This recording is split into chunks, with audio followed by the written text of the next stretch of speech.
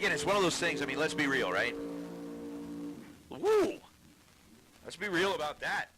How about Kayla Menzel coming down out of Edmonton up in Alberta, Canada? That is a no-joke race car right there. That thing started to grip the starting line and rocketed him about another 100 feet past. I love that Barracuda.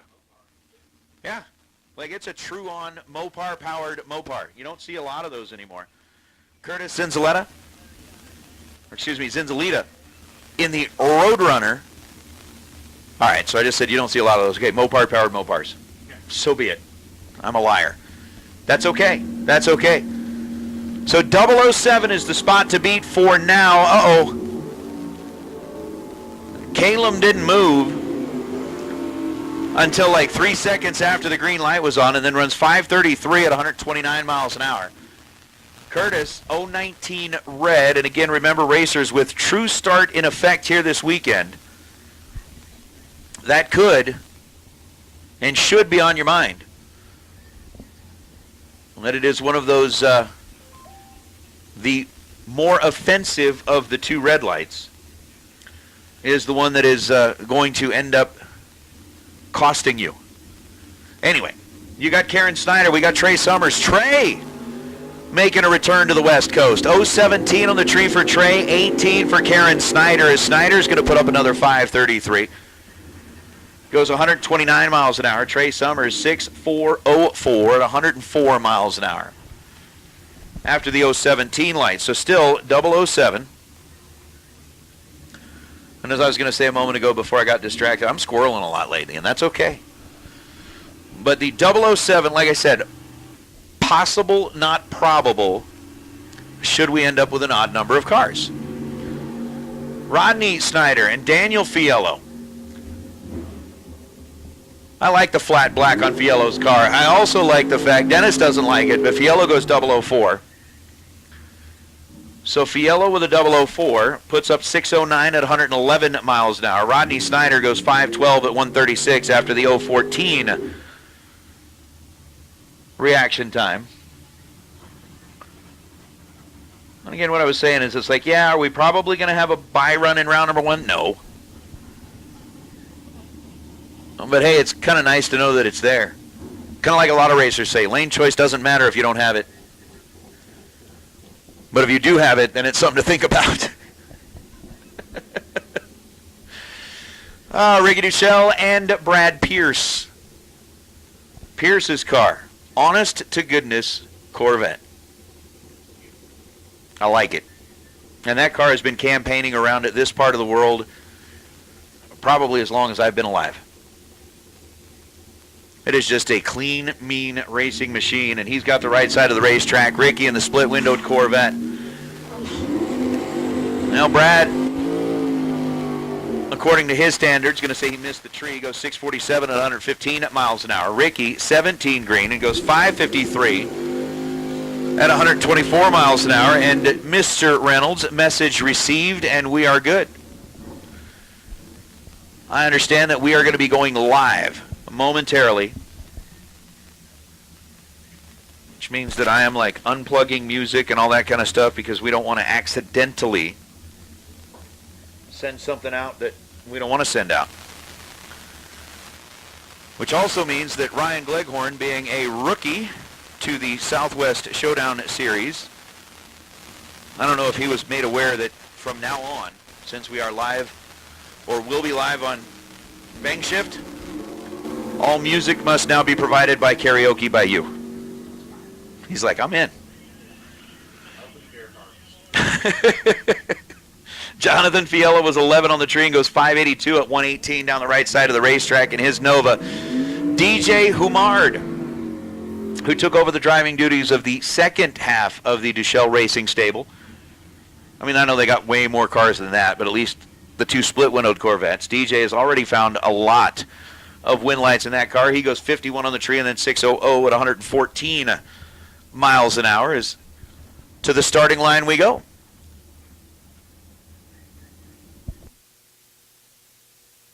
Thomas Marlowe who is your newly crowned D4 champion, wearing the number 41. No, he's not. He's not? No. He just put that on there to be... He did that so you'd say that. Well, there you go.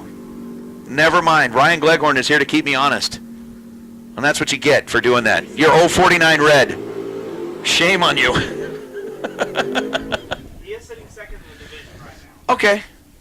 So he just decided that since we were... He's just going to put 41 on there and be like, yes, someday this could be me. Call him the shot. Pointing.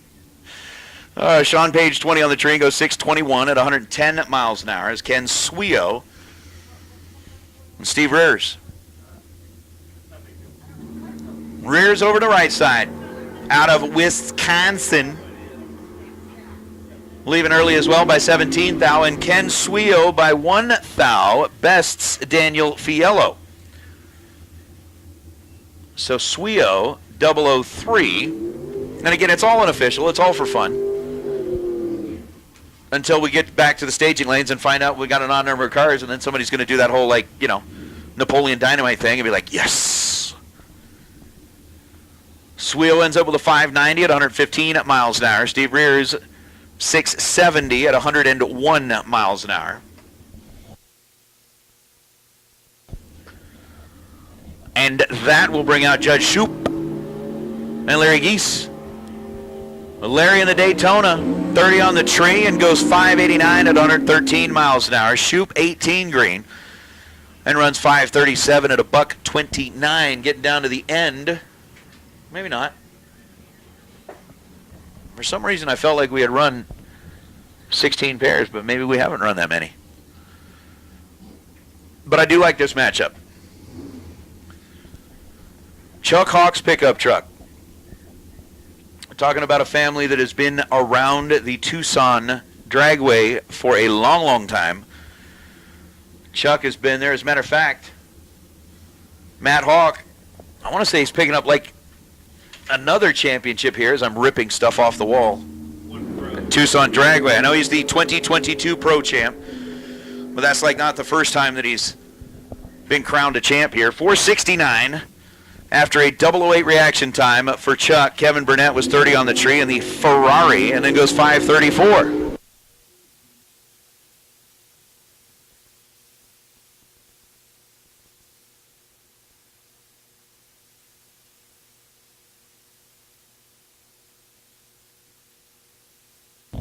So Chuck with the 490, excuse me, I said 490, 69, I said 496. That's what I meant to say.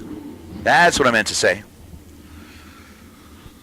That's going to bring up Troy Grant and his 66 Chevy 2 and the Snowbird, Tim Wirtz. I wonder if the seat's still wet. Has to be. How do you dry that out? Well, I bet you still got the fiberglass seat in it, so. Maybe. If you still have fiberglass seat, you'll be fine. You'll dry it. He could be. I'm just saying. 002 on the tree for Troy Grant,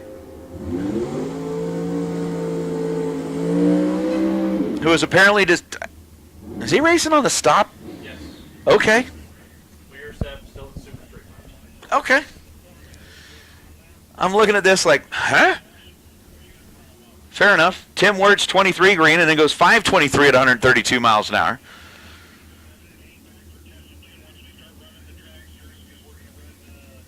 So as we get up now with Darren Taylor and David Beckwith. Beckwith in the Blue Nova. Taylor, the Blue Firebird. Coming in out of Rigby, Idaho. Oh.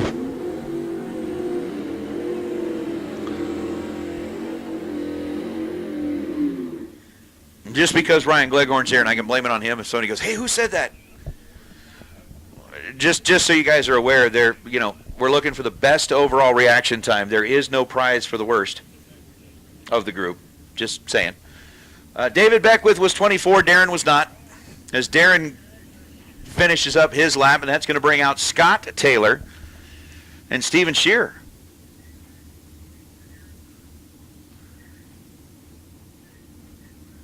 So we got what?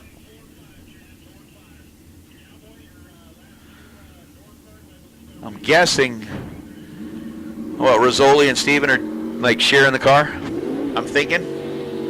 I don't know. Scott Taylor's 24 on the tree. And the Chevelle goes 694.0 at 99 miles an hour, Steve, and 647 at a $1.04. As I believe now we are getting down towards the end of our door cars. We got C.W. Hofer over on the right side, and 22.98.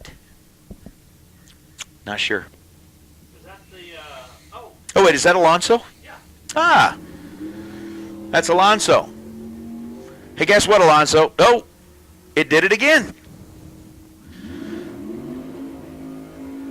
I don't know if that thing's like going to do that by design or what. I'm doubting it. But C.W. Hofer, 004 and 760 at 89 miles an hour. Alonso in the pickup truck was negative 004. And then goes 855. And really, is this how we're going to end up time runs? For the door cars? Sweet. This is way cool. How about the McClellans? Side by side. I mean, this may have happened like a lot up in Sonoma or whatever, but for those of us outside of the Sonoma area, we don't get to see them side by side a lot. But this is way cool. I mean, everybody knows Dave McClellan, and if you're not familiar with it, he basically not only was one of the, who's to say, he was the greatest voice coming across the mic in the sport of drag racing, and his family tree runs very, very deep in the sport of drag racing. His son and grandson on the starting line, side by side now, father and son. Middle Mac on the left side, D-Mac or Mini Mac on the right, and it's going to be Daniel 024 green. Kevin ends up 006 red, as Daniel goes 542, 128 miles an hour. Kevin, 669 at 104 miles an hour, and if the side bet was on reaction time, which is pretty much all it could be, guess what? Daniel wins it. And Kevin's going to have to buy dinner wherever it is. So congratulations, Daniel. You get your pick of whatever comes off the dollar menu at McDonald's. I'll be like, well, just like when you were a kid again. I'll take you to McDonald's and you can have a Happy Meal. Don't know. So with the door cars, 32 of them down the racetrack, we're going to swap over into the dragsters for their time run, which means that we are going to go ahead and reopen the staging lanes for test and tune. So again, if you want to start filing into the staging lanes, if you are just one of our test and tune cars,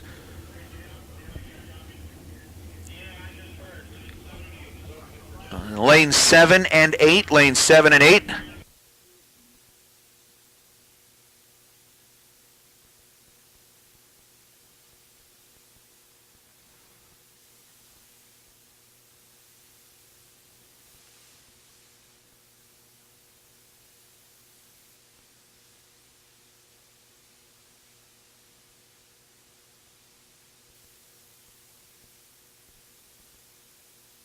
So Gabriel Hernandez, first car down the track here, goes 005 and then runs 472 out of Hermosillo, Mexico. Patrick Marbeck was 12 on the tree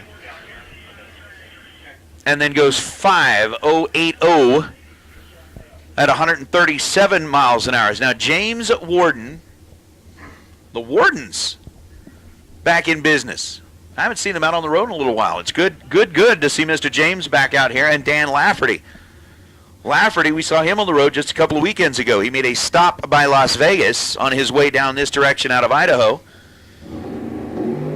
and picked up the win on Saturday when he swung in to do a little racing with us. He's 20 on the tree this time. James is 40 on the tree. As Lafferty goes 446.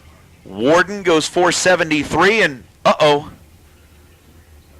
Mr. Wirtz, after the burnout, ends up pulling off to the side, and well, that ain't no good. Ain't nobody like that.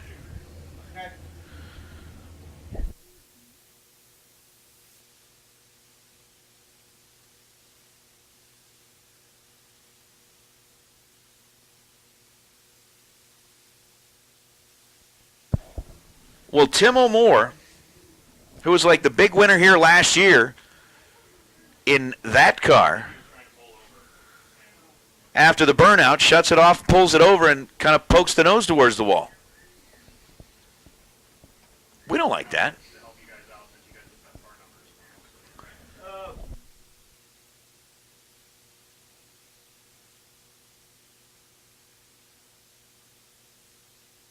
These are all paid? Yeah. I didn't know if Marlo would. So it looks like the track crew is going to have to head out there and help Tim. Okay, so we need. It looks like there's lots of right lane preference here. Makes his way back as We need Hicks, and we need Mark Kid, Race Kid. I know Thomas is running door car, so he'll be up soon, but they hadn't showed up yet. Right, they're the ones waiting on it.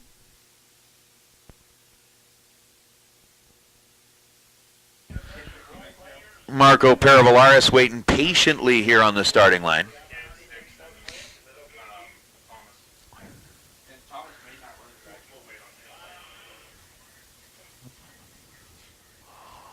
And so with Marco waiting here as they push back Tim's car, he'll get his shot at it. And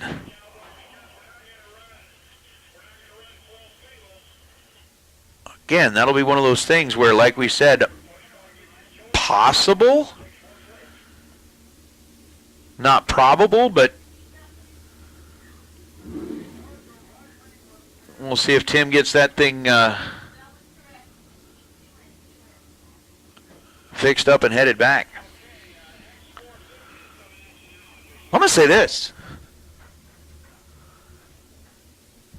It's disappointing to see that happen to Tim's car. Very disappointing.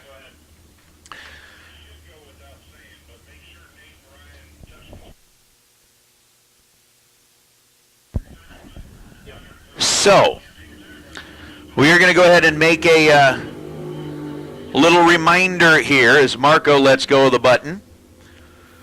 035 green and 464 down the racetrack.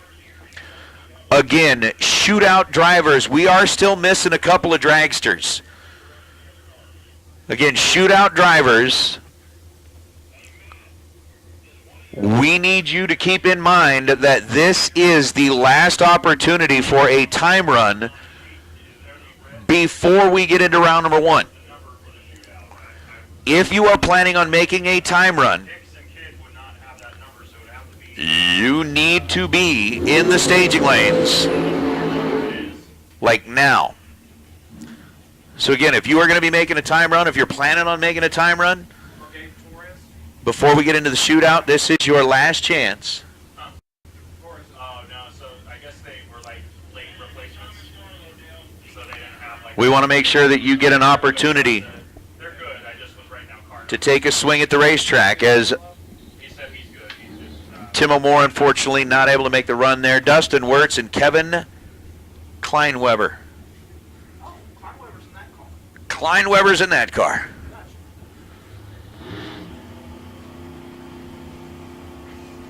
At one time, I spent a lot of And Dustin Wirtz is in that other car.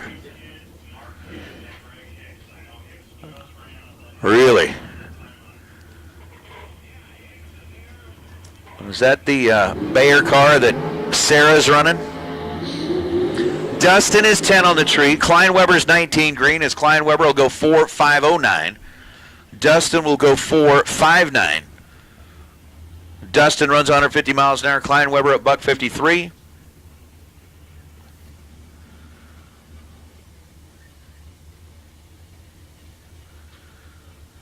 now, Jeff's, yeah.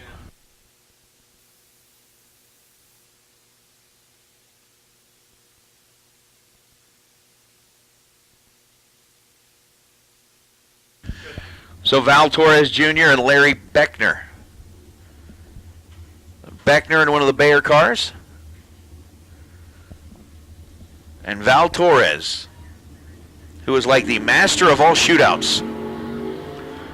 When we were here a couple of years ago, 10 on the tree for Val. Goes 467 at 148 miles an hour. Larry Beckner, 14 red.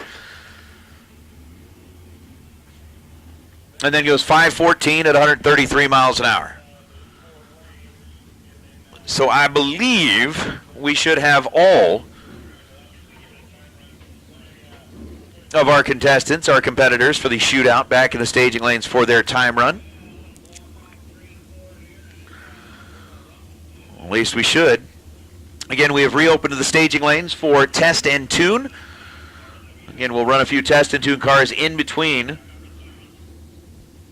rounds of the shootout.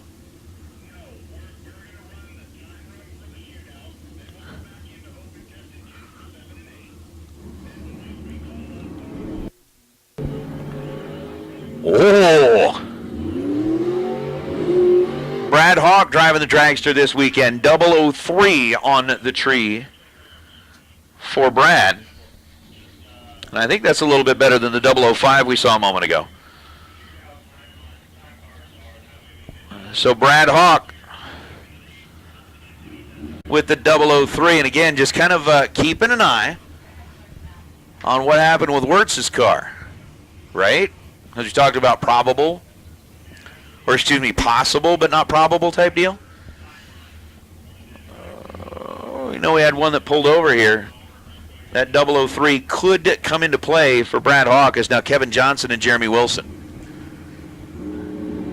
Jeremy's Dragster over on the right side, 14 green at a Grand Junction, Colorado. Kevin Johnson was early by 18 thousandths of a second, goes 463 at 148. Jeremy, 465 at 148 miles an hour.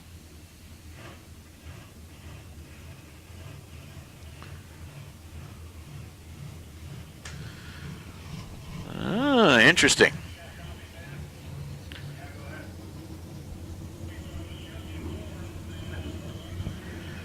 There's Josh Herman and Colton Aragon. Aragon on the right side in that battleship gray. And I got to tell you, when they started like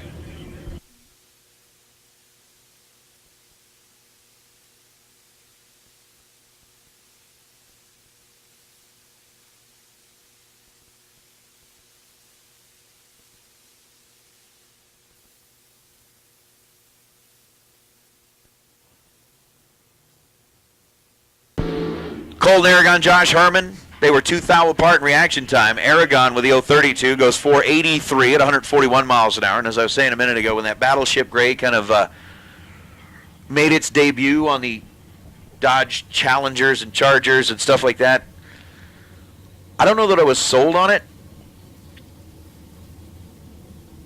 But over the past few years, it's kind of grown on me, and I like even seeing it on the Dragster. I think it looks nice. I think it looks cool.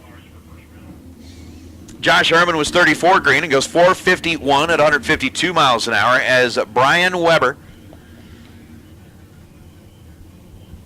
just down the road in Maricopa.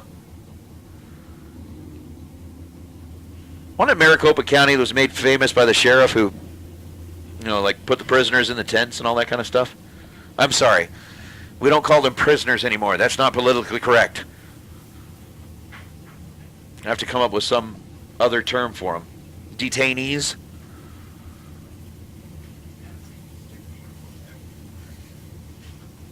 So what's the word? Something challenged. What are they? Freedom challenged? Freedomly challenged. Oh, 009 on the tree and 466 for Brian Weber. Shane Thompson missed it by 2 thousandths of a second. Goes 446 at 158 miles an hour.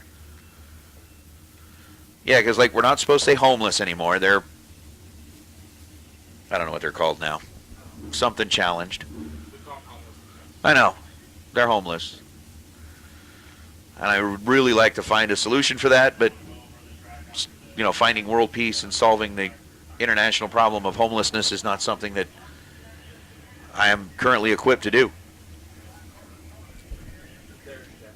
Just the same as you can't say, garbage man anymore. They're a sanitation engineer. I don't know. Tom, not Tom. Jeff Serra. Is it? No. Ah. No. I keep getting hung up on the fact that I'm thinking Sarah's driving one of Bayer's cars, but he's not. He's not. How about Trip Zip Perfect for Chris Whitfield?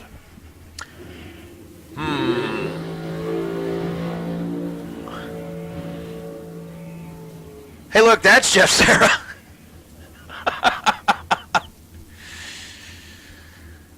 Yep, Jeff, that's what the finish line looks like.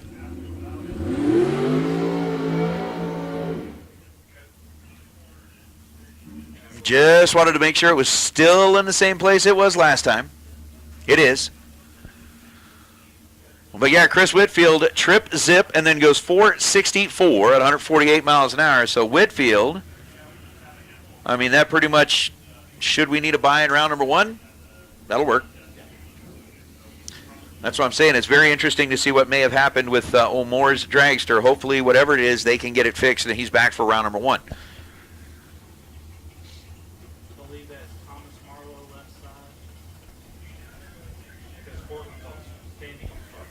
Yeah, so with Cortland Carter standing on the starting line filming, we think that is Thomas Marlowe. Well, I'm going to say it is. And Jeff Serra. So Serra behind the wheel of Jeff Taylor's car, Marlowe behind the wheel of Cortland Carter's car. Wow. Good thing it's a time run, because they had plenty of time on the starting line. Well, one of them did. The other one tried to take up too much. Thomas Marlowe, 472 at 147 miles an hour. Jeff Serra missed the tree by 22 thou and then goes 475 at $145. So make a mental note, 475. Betcha he won't dial that. Just, betcha. Gabe Torres now in Leroy Durant. Leroy on the right side. Gabe on the left.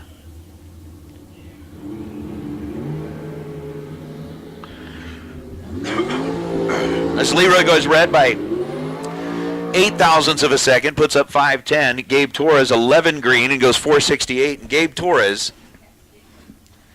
again, one of those, not that it really matters for anything, but Gabe Torres has one thing that nobody else has or can ever have. Gabe Torres was the last one to ever win a race at Las Vegas Motor Speedway in its two-wide configuration. So he was the last one to win a race at the Strip when it was only two lanes wide. Pretty much as soon as Gabe went down the racetrack, we swung a wrecking ball at the walls and started tearing it down. It was kind of fun.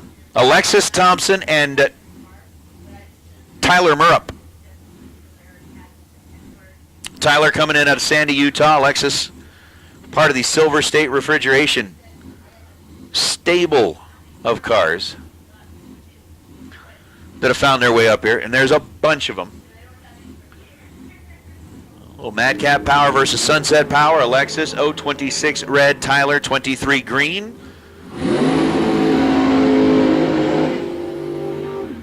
I love that sound. 463 at 149 miles an hour for Alexis. 475 at 143 miles an hour for Tyler. And I keep getting distracted. I'm I don't know if Chad's live yet or not. I think he is. Says there's 129 people watching. He probably went live 20 seconds ago.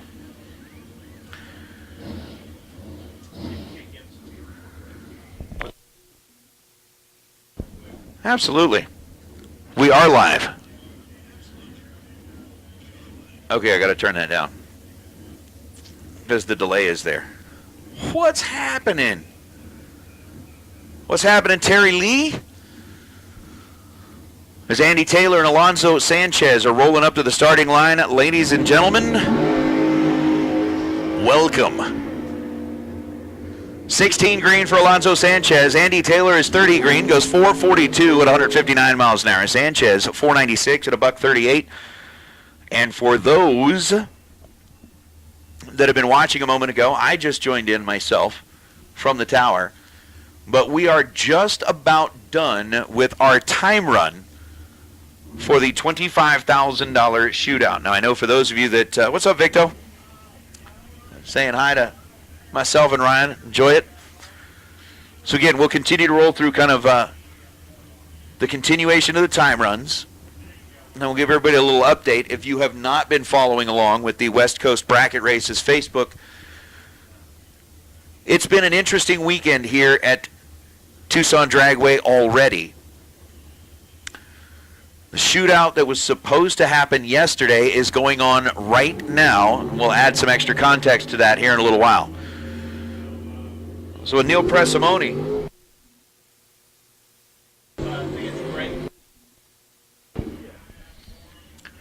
And Greg Hicks, Presimoni 491, 140 miles an hour. After an 037 reaction time, Hicks is 16 green and goes 525.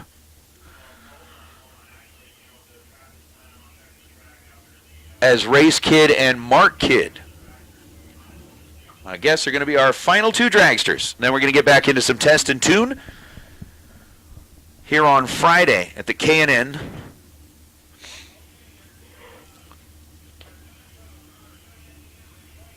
Southwest Showdown. So Race on the left side of the racetrack, driving his trusted dragster and going up against Dad on the left side of the racetrack in the dragster that Race put together.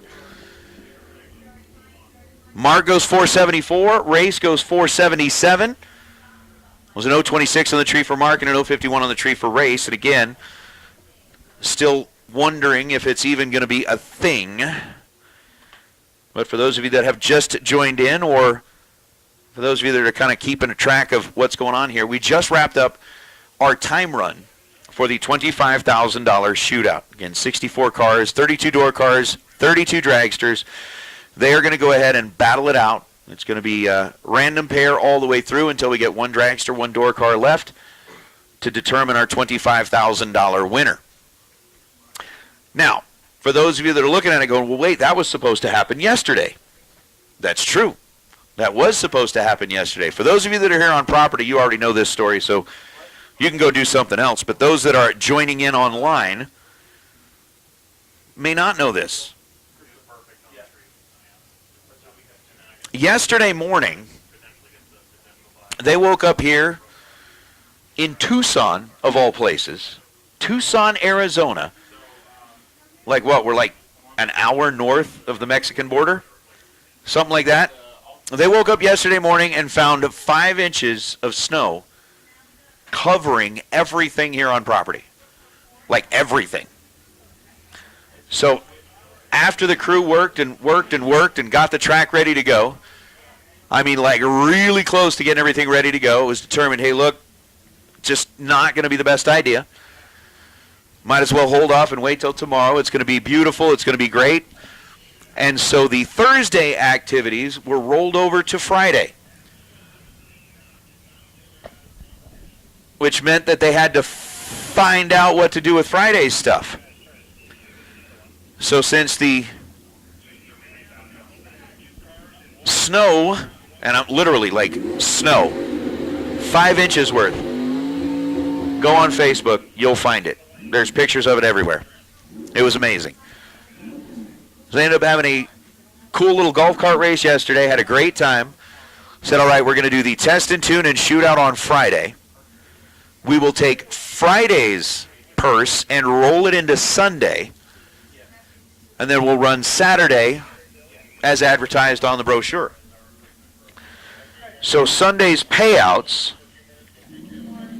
essentially went from $10,000 to win in Super Pro to $20,000 to win in Super Pro. So essentially they're going to have two 20-granders here this weekend.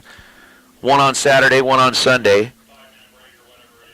And then the pro money on Sunday got bumped up to 10 grand, which meant, you know, runner-up goes to 2 grand, all that kind of stuff. So all of that money that was going to be handed out on Friday got rolled into Sunday, and essentially made it two 20-granders here for Super Pro throughout the weekend. So if you are like sitting at home going, wait a minute, what?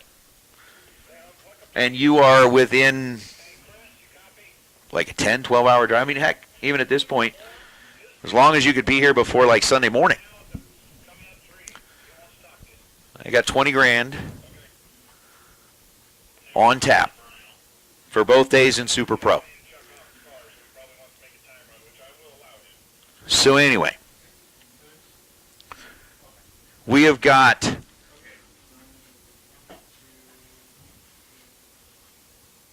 the $25,000 shootout that we're going to be doing here today. We just wrapped up time runs, except for like one that I think we are getting in here to finish things up.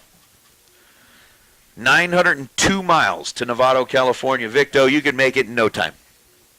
You could totally be here. When you figure if you started now, you'd be here tomorrow morning. You would totally be here by tomorrow morning. Yeah. Even, see, Ryan said you should show up. And if Ryan thinks it's a good idea, then it's certified questionable at most. It's got to be a good idea.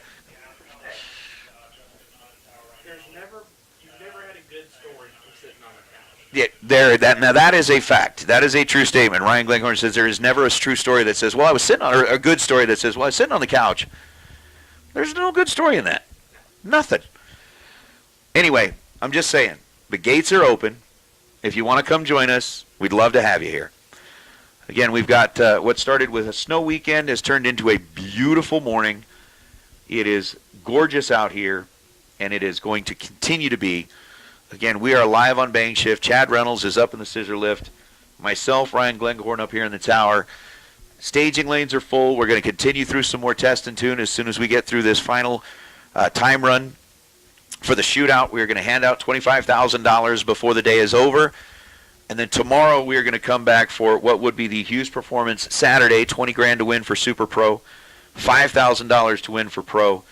We will run through that Sunday. We're going to come back to race again for what will be the Kid Performance and Dyno and Mosier Engineering Sunday. 20 grand on the line again in Super Pro, 10 grand on the line in Pro. It's going to be fun. You need to be here.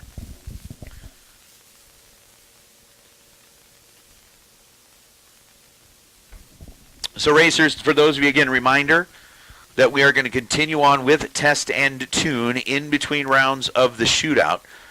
If you are one of our shootout drivers, please keep your ears open. We'll let you know when it'll be time to make your way back to the staging lanes for round number one. We've basically got one last thing to get taken care of.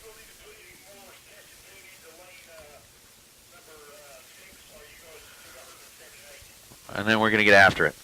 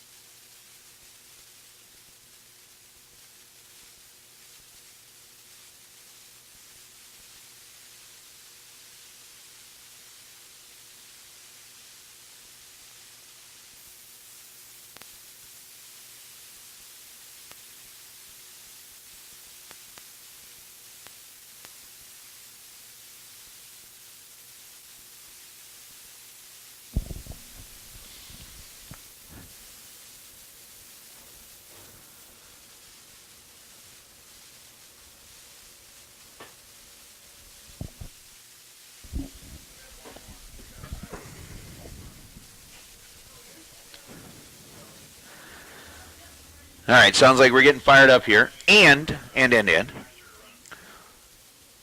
Again, racers, for your reminder, or as a reminder, tonight they are going to be doing a practice tree challenge.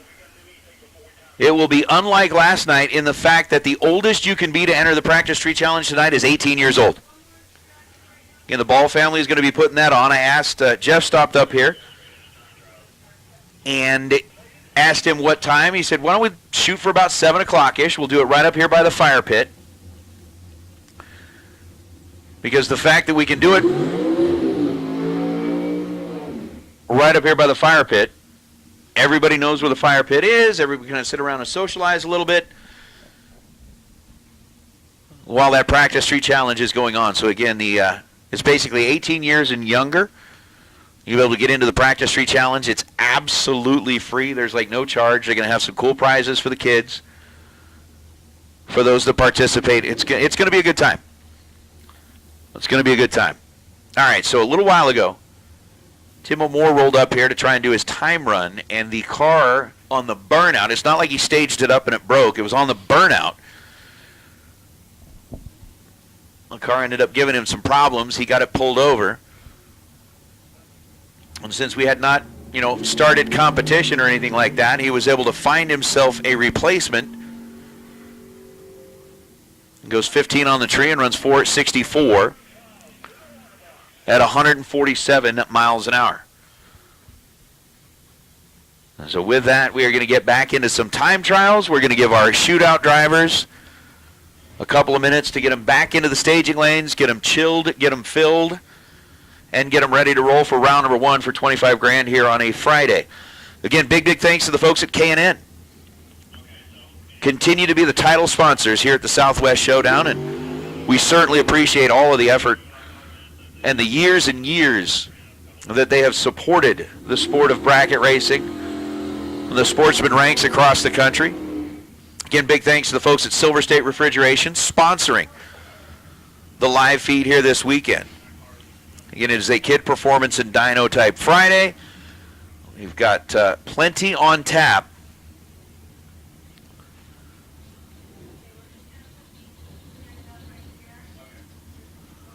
But yeah, Silver State Refrigeration bringing you the live feed, and that is a big deal for those of you that are watching. I'm pretty sure there are way more than 171 people watching right now, but that's just how frequently it updates for me.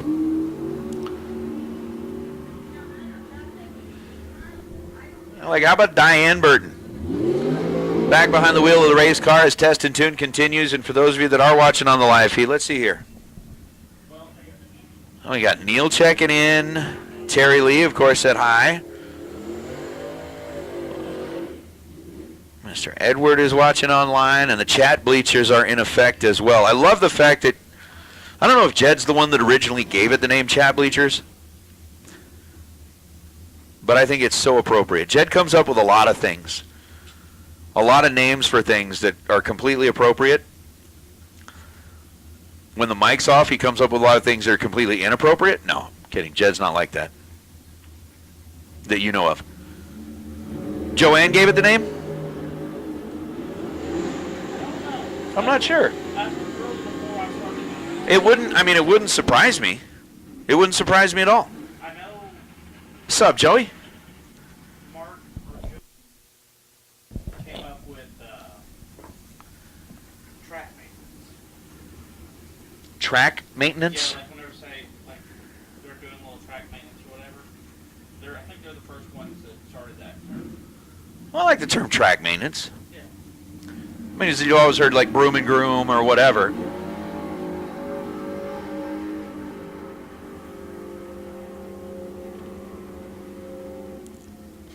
We've always talked about they'll call the safety team, have them go out and do an inspection on their track, do a TI, track inspection. I really think we just need to rename it TNA. And everybody's like, oh my gosh, that's dirty. No, it's not. It's track assessment. It's a track assessment. Get your mind out of the gutter. It's not dirty. It all depends on how you think about it. Right? If you got your mind in the gutter, then whatever it is we say is going to come across dirty. If you're thinking clean like the rest of us, my mind's never in that aspect. Ever, ever. Oh, it's good. So Aaron McMahon, 70 El Camino. I'm going to roll in here. Again, we're going to continue on through some additional test and tune. And while we are doing a little additional test and tune, we may be a little quiet up here from time to time, but it will not be long before we start getting that first round of the shootout back into the staging lane. So shootout drivers, consider yourselves on standby. We're not calling you yet. We're not doing that to you yet. But just be on standby. It will not be too long before we do start doing that. So just kind of get them cooled, fueled,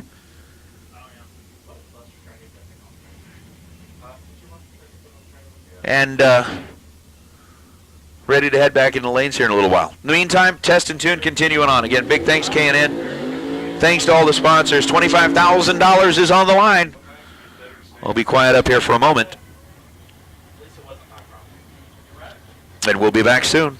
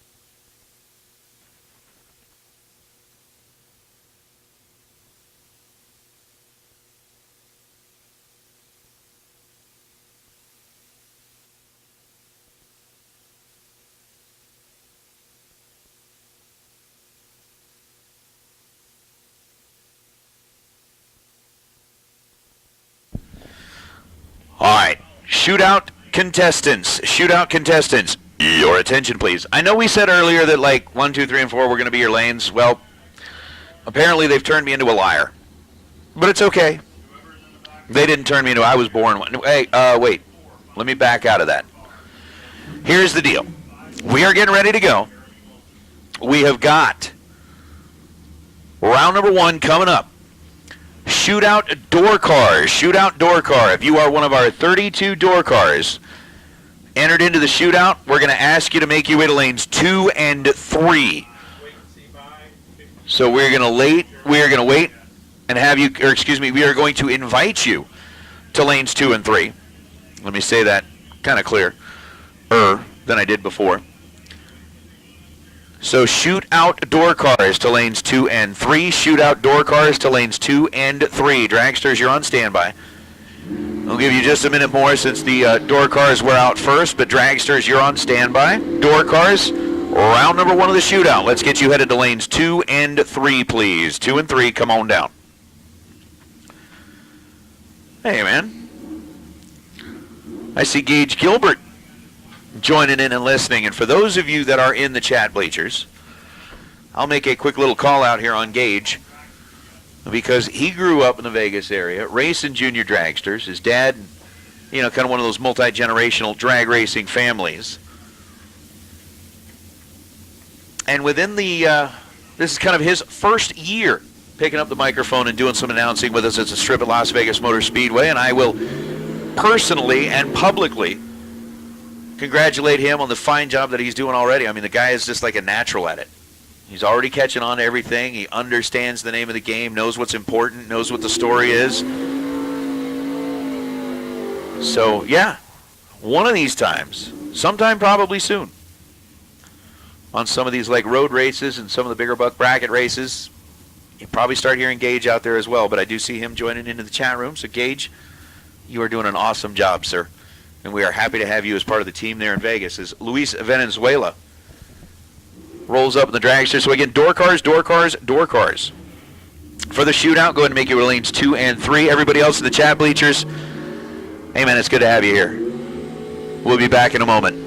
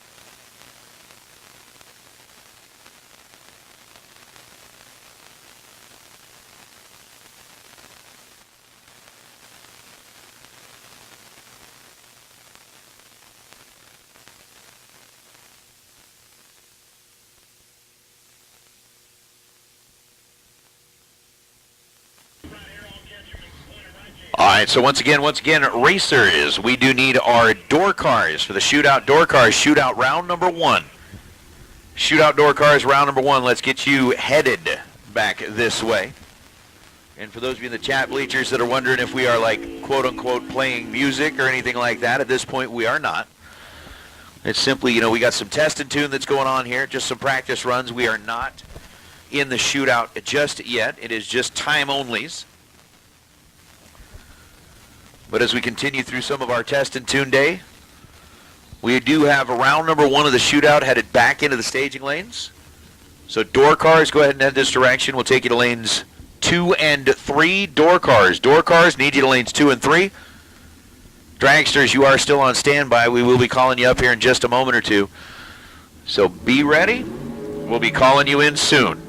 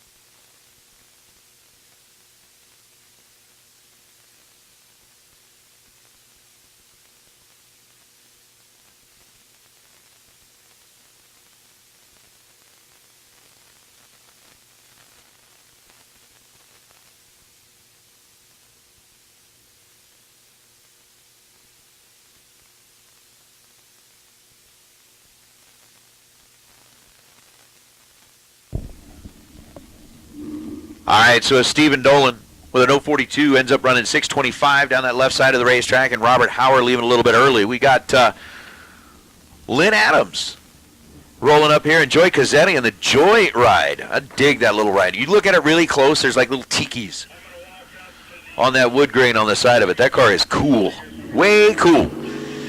But we should have all of our door cars for round number 1 of the shootout. All door cars for round number 1 of the shootout should be in the staging lanes at this time. Let's go ahead and get dragsters for round number 1 of the shootout. Dragsters, round number 1 of the shootout. Go ahead and make your way this direction. We'll take you into lanes 4 and 5. So door cars are in 2 and 3. Dragsters, let's get you headed into lanes 4 and 5, please. Come on down, dragsters, lanes 4 and 5.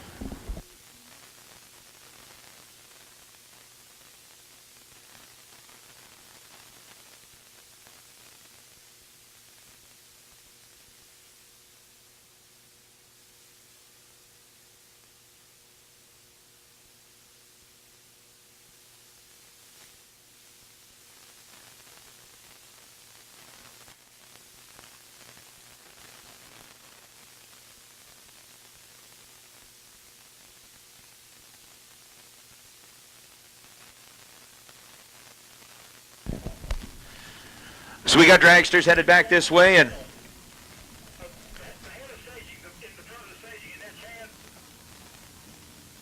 what?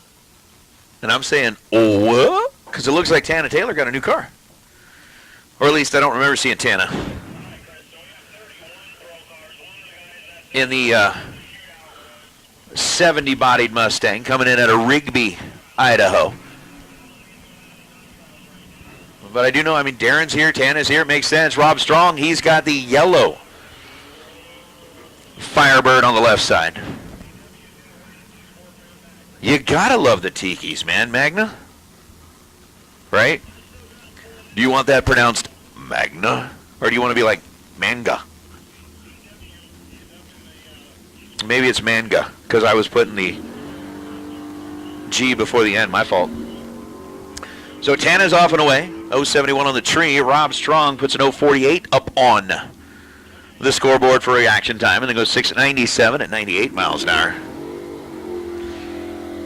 Tana goes 681 at 100 miles an hour. And once again, dragsters for the shootout, round number 1. Go ahead and make your way to lanes 4 and 5, please. Dragsters, shootout, round number 1. Mown down is Russ Hines.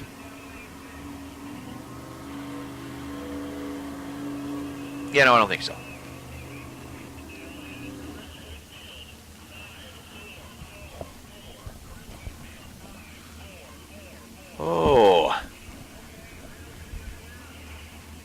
It's going to be interesting. They're getting everybody paired up and ready to go, and leaves the starting line, pulls the front tires off the ground, and just about tried to give that thing a Darlington stripe at this end of the racetrack. Got real close to that left side wall.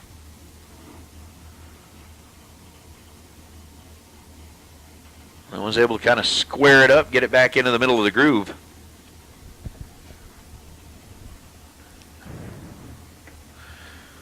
Well, that's going to bring up Jeff Ball in the junior comp car and John Cazzetti in the wheelie wagon. Now, I believe in years, the wheelie wagon has kind of toned it down a little bit. But that wheelie wagon used to, like, really air it out. I'd be surprised. I mean, I think it would be awesome if John had just, like, turned that thing loose again. Just, like, absolutely let that thing breathe. Let it air out. Let it go sky high as they're doing just a quick little bit of mopping over there on the right side of the racetrack. But the other thing about it, you know, got the wheelie wagon.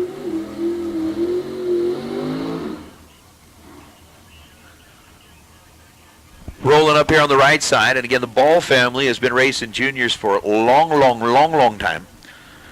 And I think it's good to actually see Jeff taking over the wheel. The cool thing about the junior comp car is the fact that, yeah, they absolutely can take that and run it in a bracket type category. You can run it in pro. Especially when you're talking about 8th mile, which is what it's designed to go. Those things run on a 690 index. That car's been like right down around the 668, 678 range here. We'll see what it does this time. So a itty-bitty wheelie out of the wheelie wagon. 637 at 106 miles an hour. Jeff Ball goes 692 at 98 miles an hour.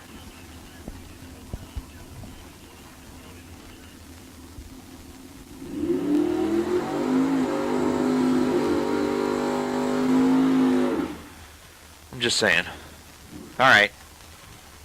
Well, Jeremy, kind of looking at that, I guess you're saying manga, which of course just brings back like memories of me of like Blazing Saddles, which we can't talk about on the air because that is absolutely 100% one of the most politically incorrect movies ever made, but it's also one of the best movies ever made, and so from here on out, I'm just going to call you Mongo.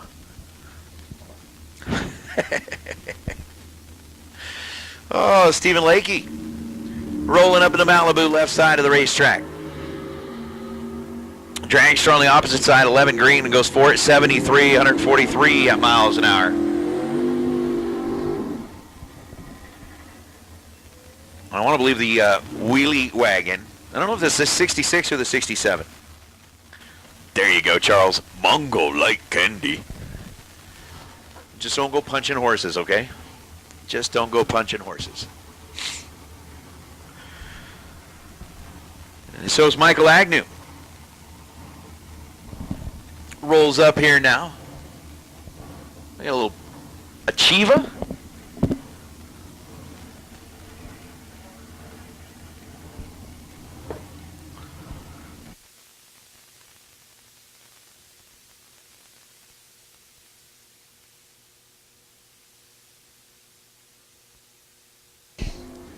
So Agnew 089 on the tree and goes 619.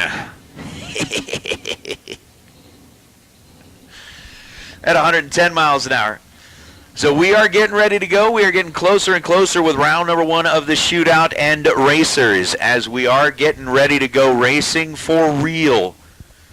As in like win lights matter. All that good stuff matters. Remember, True Start is being used here this weekend. So True Start is in effect. Also remember, if you're part of the shootout and you do not want to utilize crosstalk, you got to have that N on the car. Got to be there. Just saying. But True Start is in effect. Crosstalk is in effect. And the win light will affect your opportunity to move to round number 2. So you're going to want to turn yours on. El Jefe!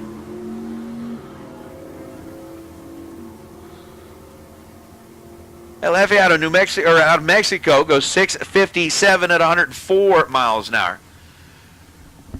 After no 26 reaction time, opposite side, well, just didn't quite get the tree where they wanted it to. We'll leave it at that. But we have had a lot of folks rolling in here, and as we do get closer and closer to the shootout.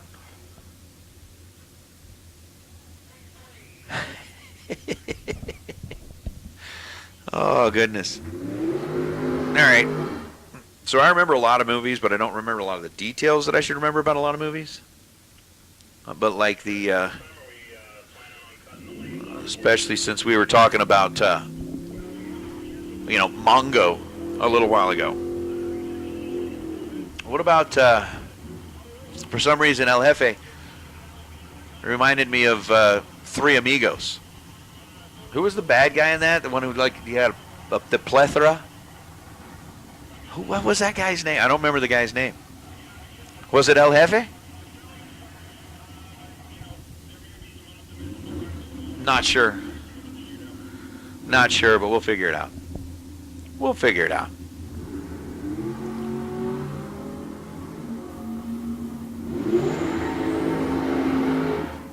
Dragster 534 at 128 miles an hour. The Nova apparently just kind of getting a little bit of experience and time behind the wheel. Ends up running 767 at 74 miles an hour. And, all right, quick little refresher on True Start.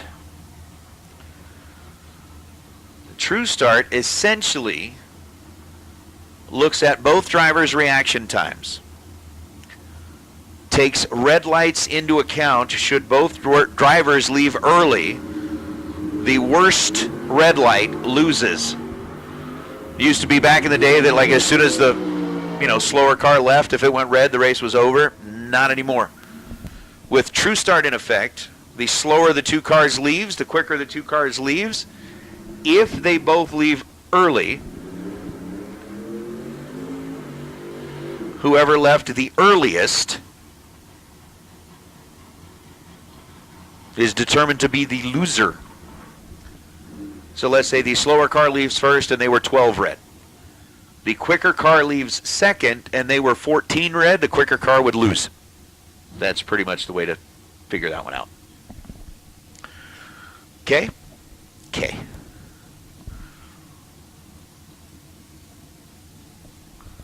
So as we continue to shoot our way through a couple of more test and tune cars before we get our shootout door cars back in the lanes.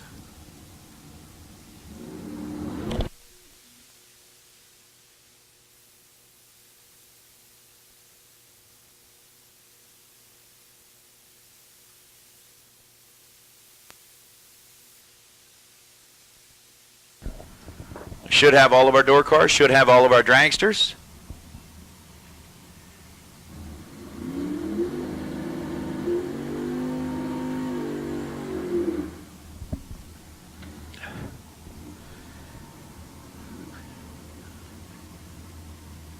Now, is that Shane in Shane's car, or who's driving Shane's car? I don't know, we'll have to see. But you got Miss Kidd over on the right side driving Dad's car.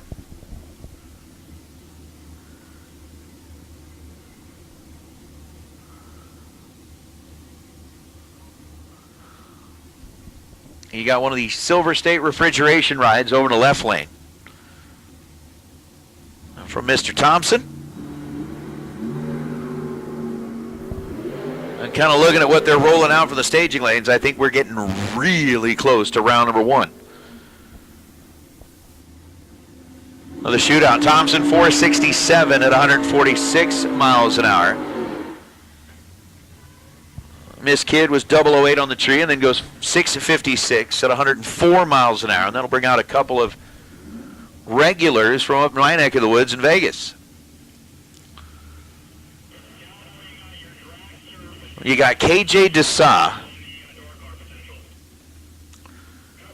who, man, I told me today, he's like, dude, I'm turned 21 years old.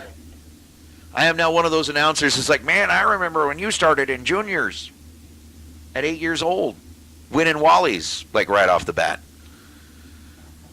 And now I'm the old dude. It's kind of depressing. And Markel Jackson. We watched Markel kind of come up through the ranks, part of the Jackson family, not the Jackson 5, but the Jackson family based in Vegas. Oh, KJ, how about trip zip perfect reaction time? And then 498. He's like, that's what I would have dialed. It would have been a perfect run. Trip zip dead zero, because I would have dialed 498. Nice lap by KJ. Markel 100 on the tree and then goes 662 at a $1:03. You got Freddie Jackson rolling up here. Larry Spitali. I remember back in the days with a black cherry. Larry Spitali's black cherry Camaro.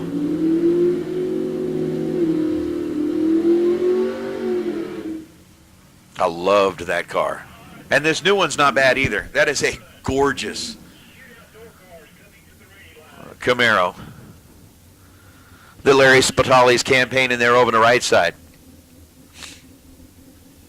And then Freddie Jackson in the Forsaken Chevelle coming in out of Vegas as well. So I think we're getting down to what? A pair and a single, and then we got door cars coming up for round number 1 of the shootout. $25,000 is on the line.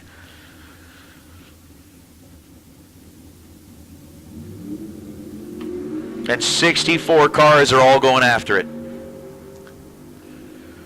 Spitali with the 021 reaction time, 584 at 117 miles an hour. Freddie Jackson goes 621 at a $1:11.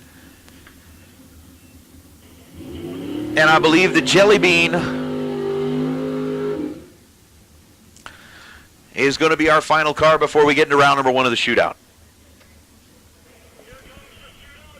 Brandon Umberger, otherwise known as Big Check Brandon,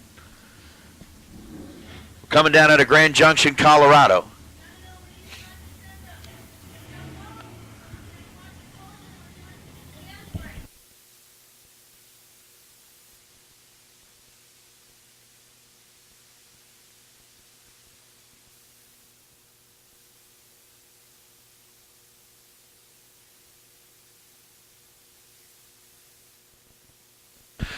So Big Check Brandon, 593 at 115 miles an hour to finish off the test and tune for a moment or two.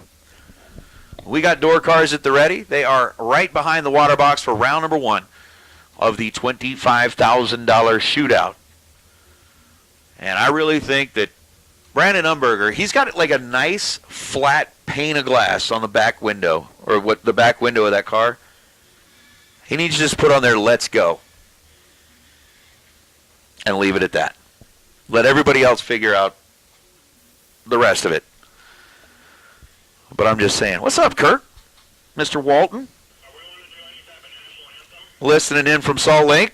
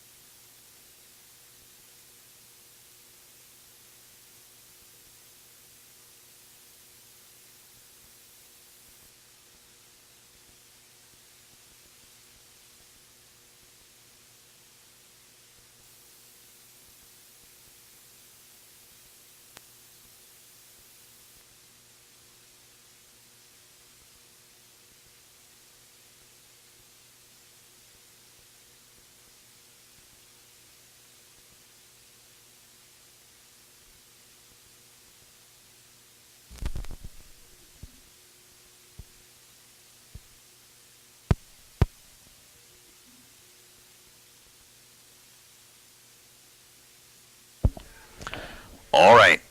Well, ladies and gentlemen, Race fans, the time has come. We are getting ready to go into round number 1 of the shootout. And as is appropriate at each and every venue that we get to go to, we need to take a moment and recognize this great country that we live in. For those of you that are joining us here in the grandstands along the trackside or wherever you may be, we'd ask that you please rise and remove your hats. As I'd like for each and every one of us to remember that without the freedoms that we enjoy, we probably wouldn't have the opportunity to be out here racing like we are this weekend. We want to thank the good Lord above for the weather that we've had, for giving us this day to go racing. And of course, ladies and gentlemen, we want to thank each and every member of our armed services, both past and present, who have dedicated their time and in some cases their lives to defend our freedoms.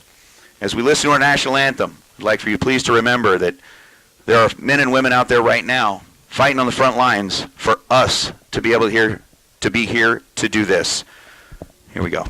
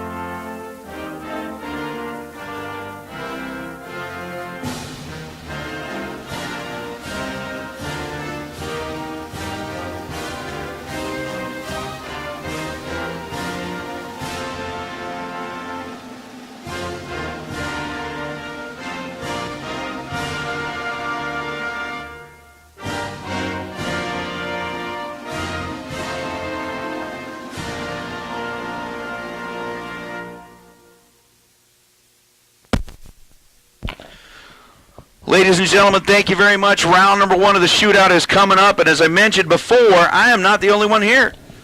We have got a very special guest announcer that has rolled in here from the heart of Texas, Mr. Ryan Gleghorn. Going to be playing along with us all weekend long, and Ryan, it is an absolute pleasure to have you here, my friend. I'm going to turn the mic over to him for round number 1. I feel like I'm enemy of the state, but here I am. Round 1, $25,000 to win, 64 car shootout, 32 door cars, 32 dragsters. It will be a door car and dragster final round, as we are keeping them completely separate. Dennis Paz left side, straight out of Stockton. The El Camino down 676. To Cale Menzel out of Edmonton, Alberta. The Barracuda down 532. Caleb Menzel. The screen lies to me again.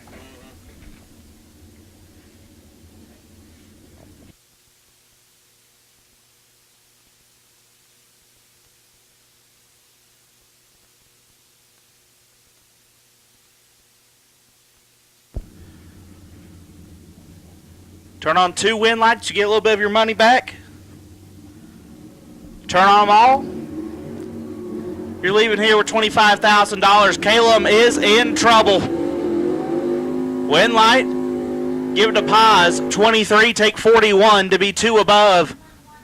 Menzel late and 1 above, no good. Dennis Paz will advance. Daniel Fiello left side out 611.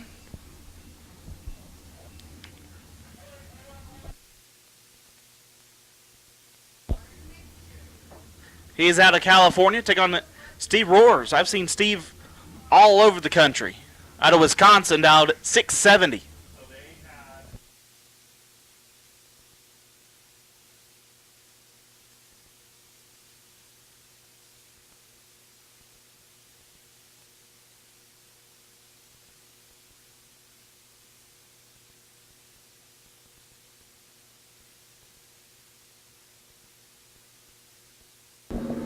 32 thou. Separate them. One of them is perfect.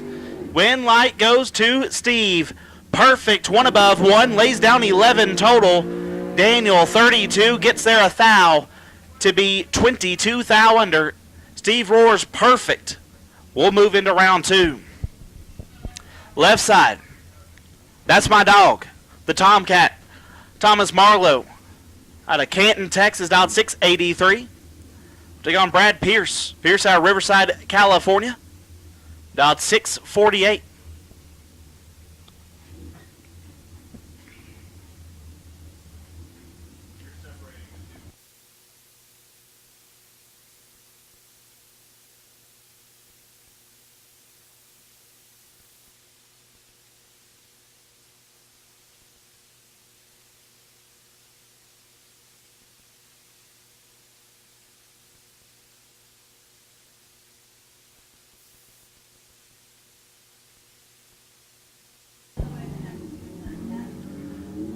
Oh, Marlowe in full control here.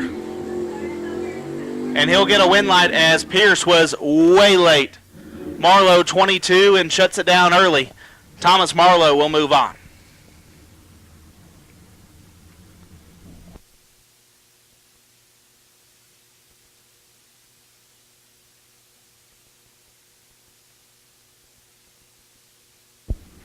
Jeremy Plyer left side.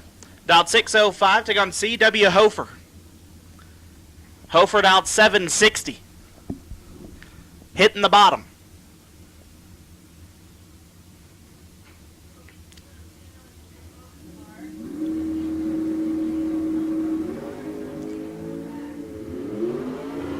$36 thou. Separate them up front. Win light, give it to Hofer. 002 gets there 60, but he's one above 6, 18 total. Jeremy 38 and 4 over, no good. CW will move on to round number 2. As Sean Page rolls up left-hand side. Out of Meridian, Idaho, dialed 621. Take on Karen Snyder. Snyder and the Roadster. Out of Grand Junction, Colorado, dialed 533.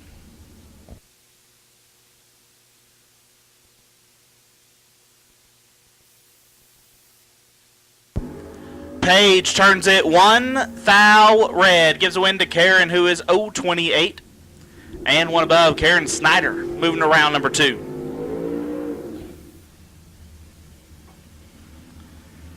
Ken Swale left side. The 72 Capri, out 591. Take on Kevin McClelland at a Rancho Cucamonga, California. The wagon dialed 670.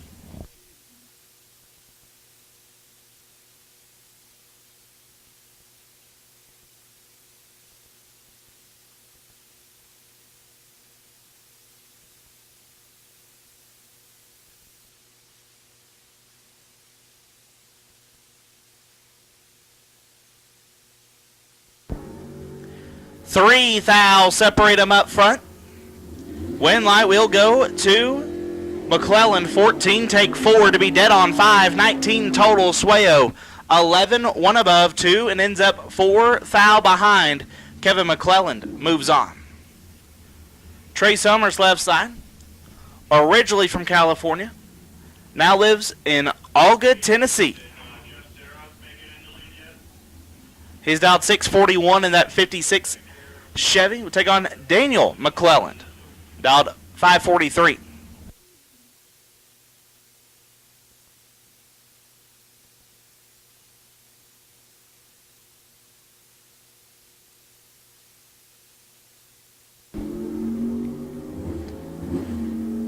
Advantage Summers. Win light Summers.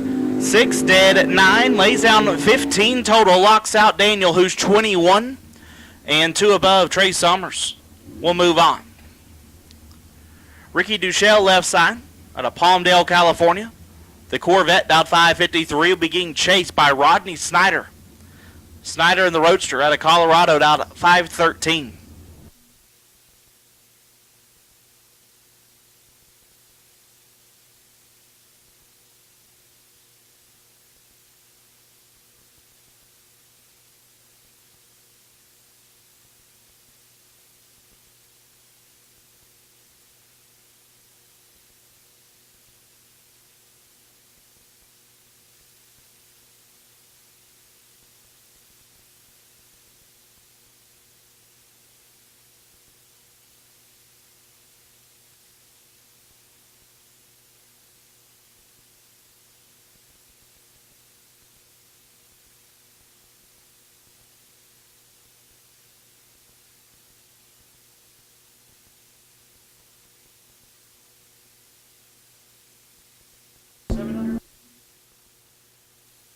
7 thou separate them. Win light goes to Duchel, 13, take 25 to be dead on 3. Lays down 16 total. Snyder, 20 and locked out. Giving the win to Ricky. Nacho Rivera Jr. out of Sonora, Mexico. The Demon dialed 661. Take on Darren Taylor. Taylor right side in the Firebird dialed 563.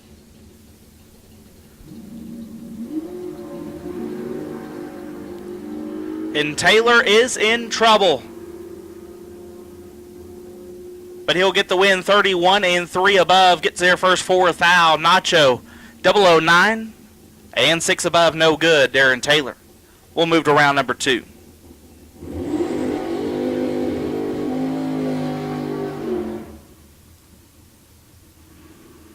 DJ Homard left side.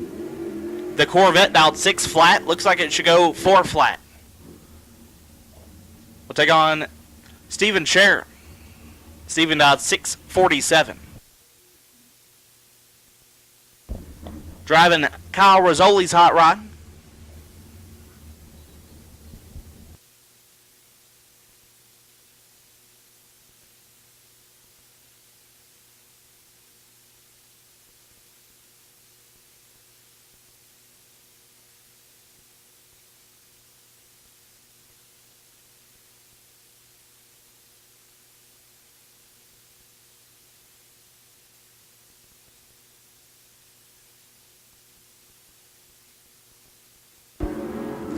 Ten thou separate them up front.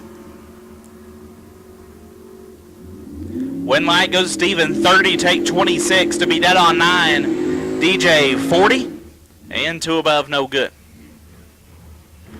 Kevin Burnett left side, the 62 Ferrari out of Parker, Colorado, dialed 534.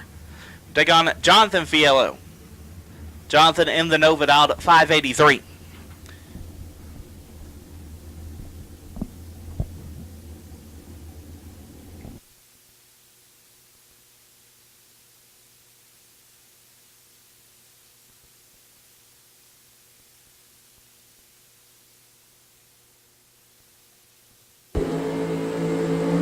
Give the win to Fiello, 18, 1 above, gets their first 27 thou. Burnett missed it just a tad, was 43, and puts it 1 above, no good. David Beckwith, left side. Beautiful Chevy 2, dialed 548. Take on Chuck Hawk. Hawk dialed 497 in the S10.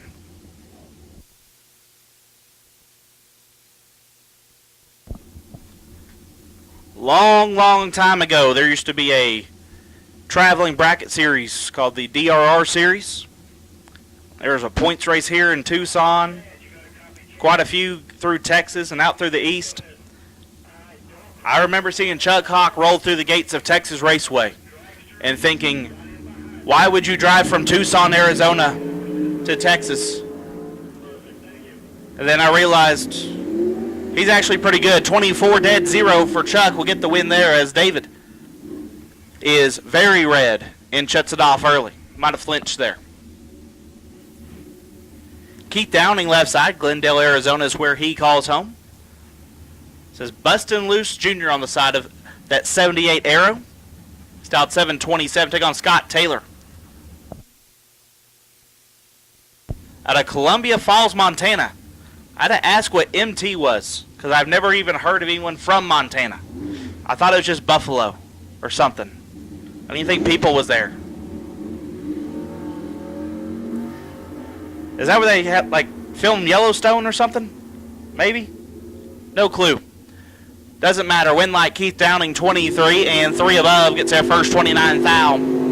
Taylor, late and 2 above.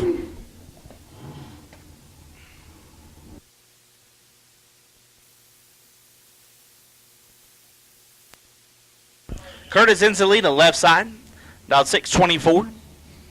The Mopar will take on Tim Wirtz. And the coldest hot rod on the property, dialed 524.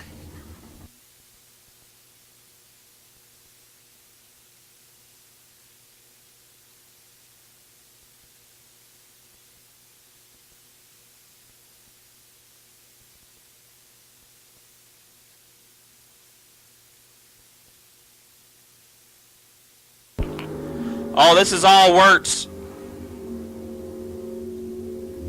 I said he was cold. He's stone cold. 005 puts it 2 above. Gets there quite a bit. But Curtis was late and 3 above. Tim Wirtz moves on.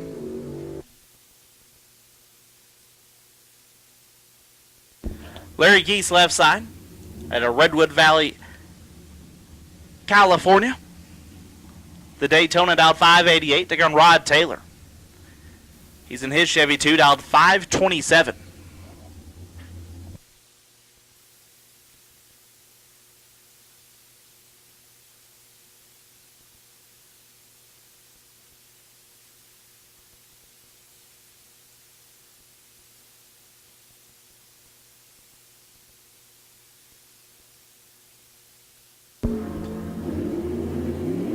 Larry is in trouble. Win light, Taylor 34 and 3 above. Larry was very late. And 2 over the dial. Rod Taylor moves on. Judd Shoup, left side, out of Gypsum, Colorado.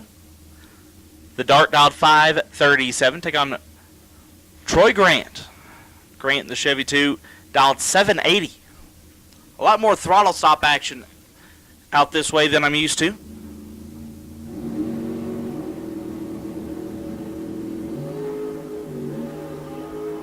Five thou separate them. This one is good. Win light goes to Grant.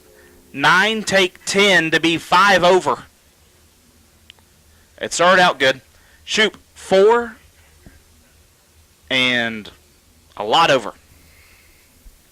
Troy Grant moves on.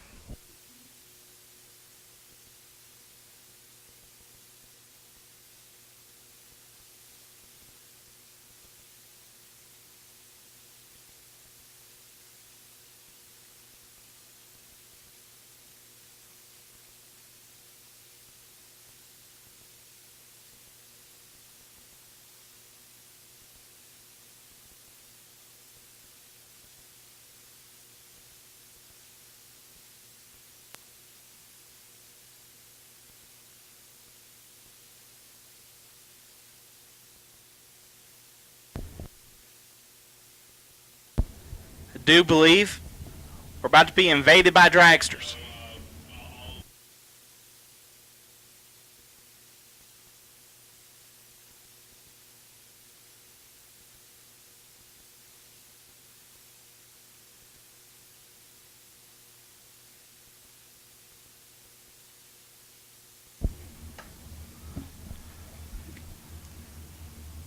Next pair up, going to be our first pair of dragsters. Brad Hawk, left side.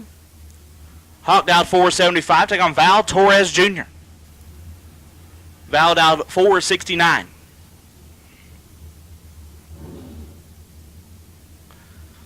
So it's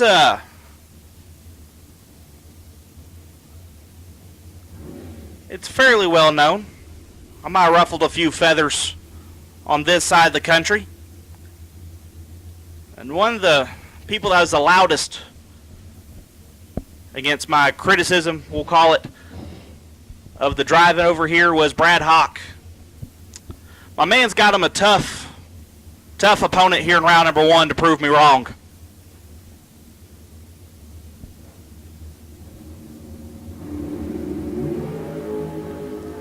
$12 thou separate them.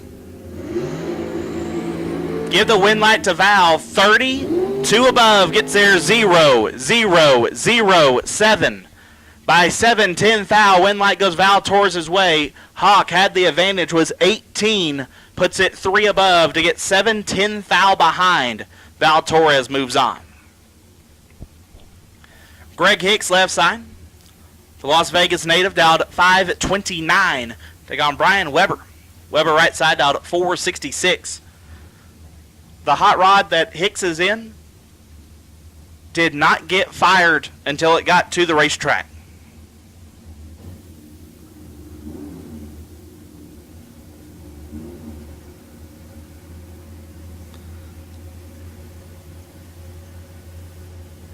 So not quite sure what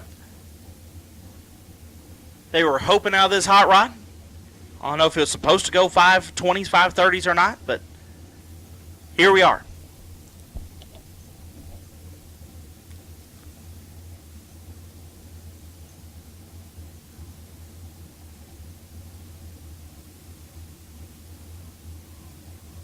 We got dual shoots on it. Super safe.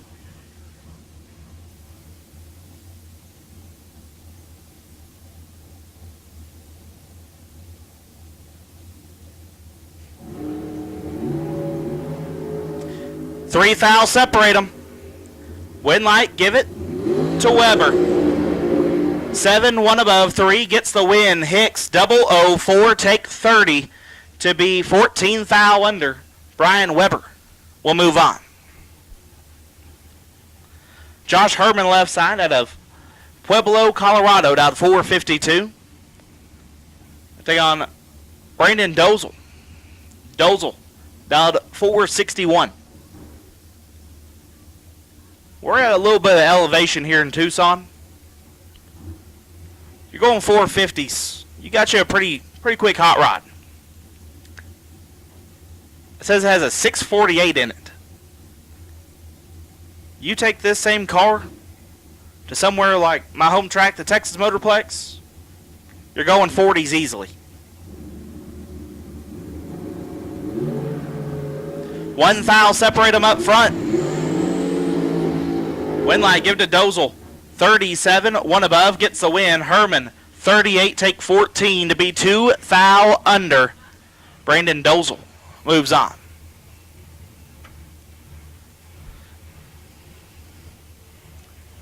Patrick Marbach out of North Dakota. Oh my goodness. He's out 507, take on Leroy Duran. Leroy out 5'11".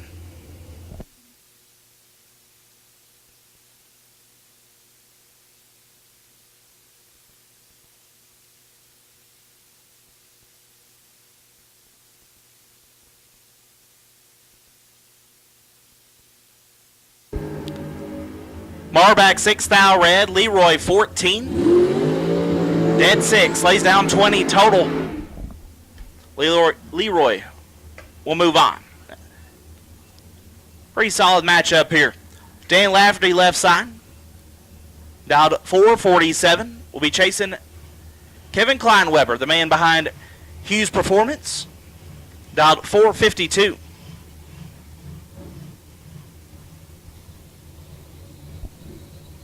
Borrowing Mark Simmons' hot rod. Says, man, I'm going to try to pick you up a $25,000 check today. Is that cool?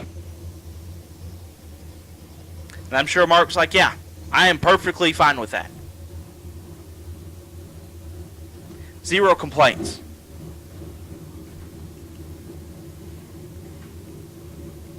Lafferty's no joke, though.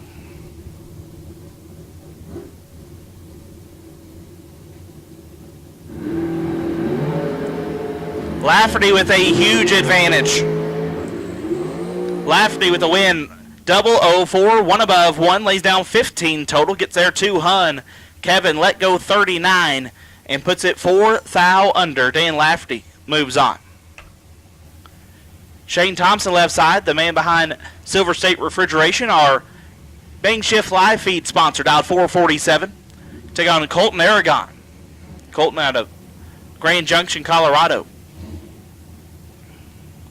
The new Race Tech Shouty, down 483.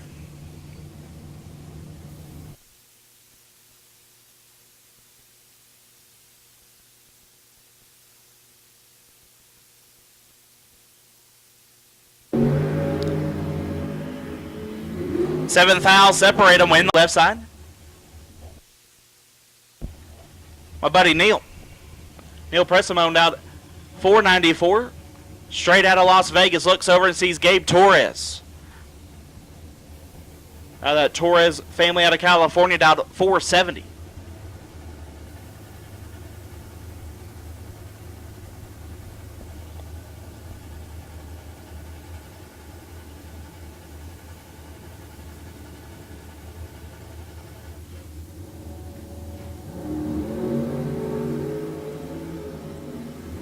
Neither one is great, but a win light will come on for Neil. I'll go ahead and announce this one. 054 dead 2 gets there 12 thou. Torres 66 dead 2, no good. Neil going to move on to round number 2. What a lap.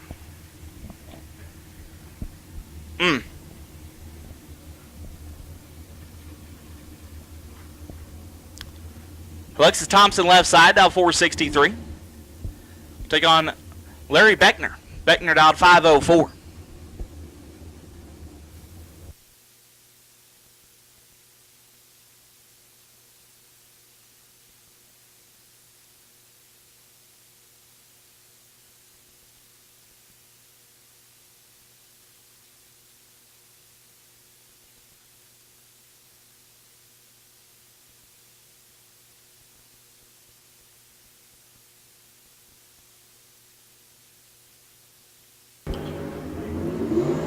Beckner with the advantage.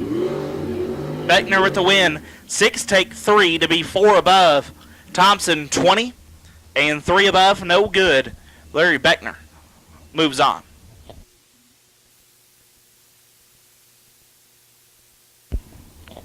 Mark Kidd left side, that brand new Race Tech ride down at 475.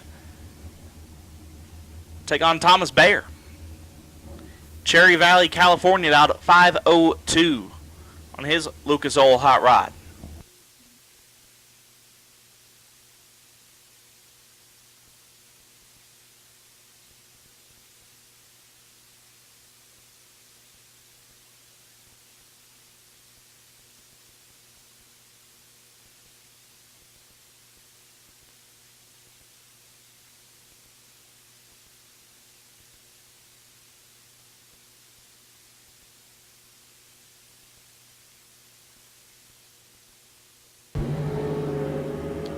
Seventh foul, separate them. Winlight Mark Kidd, 19 dead 5, gets there 15 foul. Thomas Bayer, 26, and 1 above 3 was locked out. Kidd will move on. Left side, Gabriel Hernandez, Kingpin out at 472. Take on Marco Pervalaris. Marco down at 464.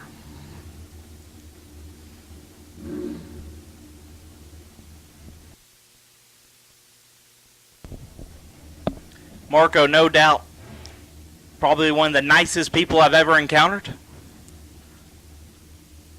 And my man can also wheel a race car.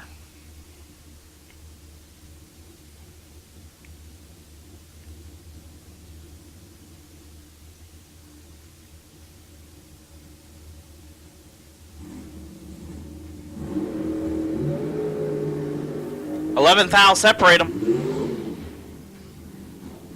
Give the win light to Hernandez, 14, 1 above, 1. Gets the win. Marco, 25, takes 6. To be 6 thou under, had to take nothing to maybe have a chance. Gabriel Hernandez moving on to round 2. Andy Taylor left side. At a Belfair, Washington, down at 442. That's scooting. We'll take on James Warden. Warden down at 474.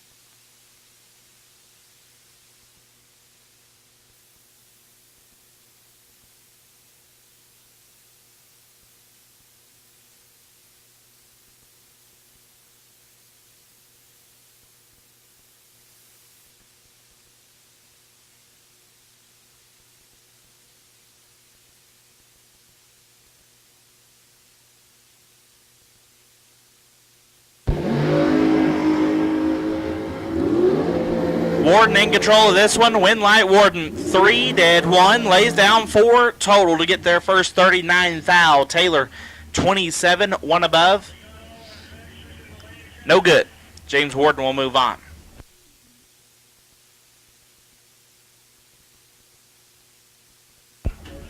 Dustin Wirtz left side. The Idaho native dialed 460. Take on Jeremy Wilson. Wilson dialed 467.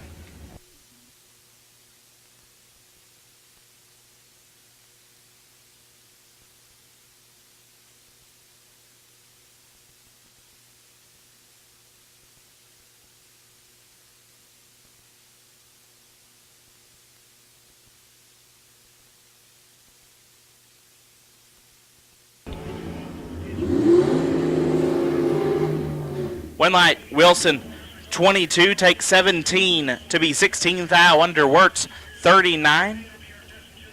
And also 16 thou under. Jeremy Wilson gets the win. Tim O'More left side, dialed 465.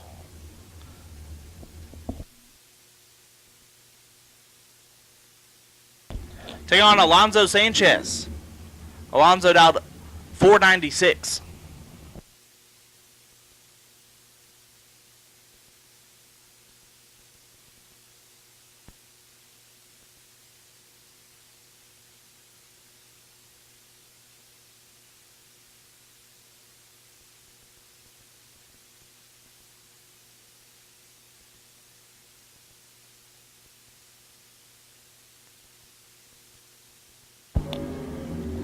Tim will not go back-to-back in the shootout. Last year's winner, 6 thou red. Alonzo 007, dead 0, lays down 7 total. Alonzo moving on. Race Kid left side. Raced out 479. Get there on Kevin Johnson. Johnson out 463.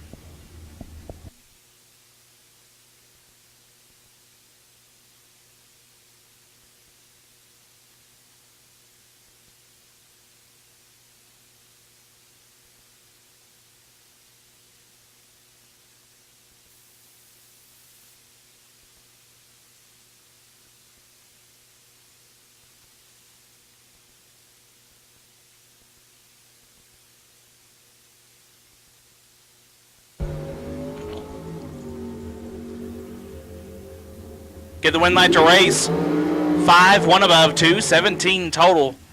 Gets in the win. Johnson, 18, takes 7 to be 8 thou under.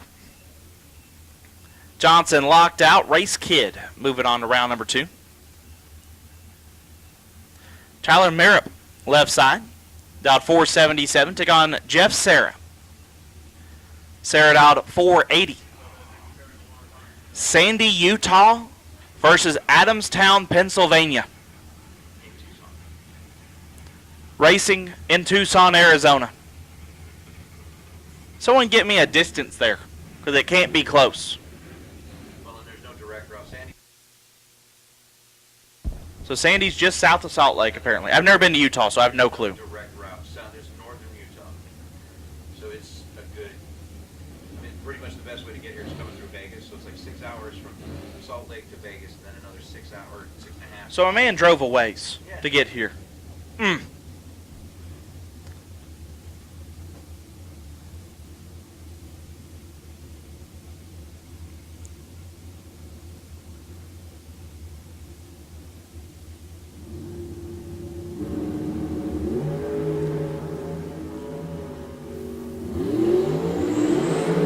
Winlight Jeff, 3 take a bunch to be 2 over as Tyler 19 and way over the dial. So Jeff Serra moving in to round number 2. Final pair. 25K round number 1, left side, Chris Whitfield. Highlands Ranch, Colorado. That sounds like a really nice place. I for sure cannot afford to live there. He's down 466. That is Thomas Marlowe right side. Thomas got in on both the dragster and the door car side. Borrowing a hot rod from the Carter family, down 475.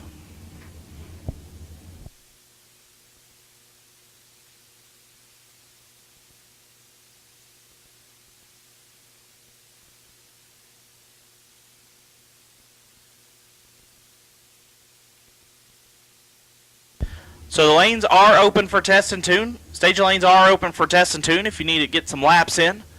Staging lanes are open for test and tune.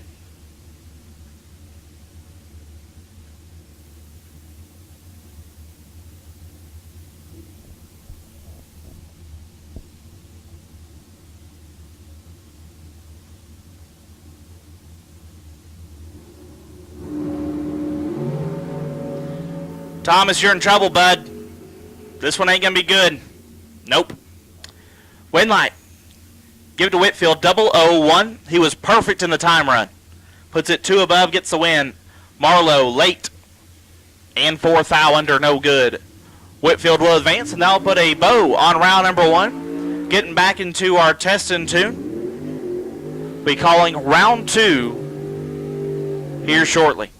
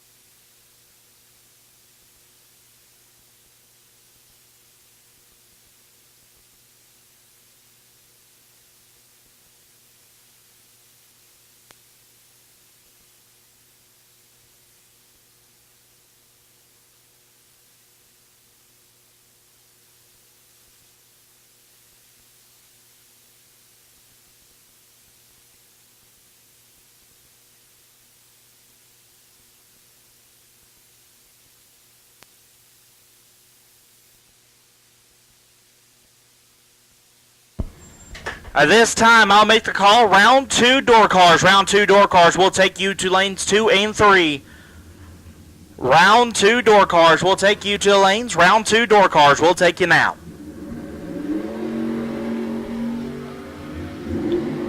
Round 2 door cars will take you now.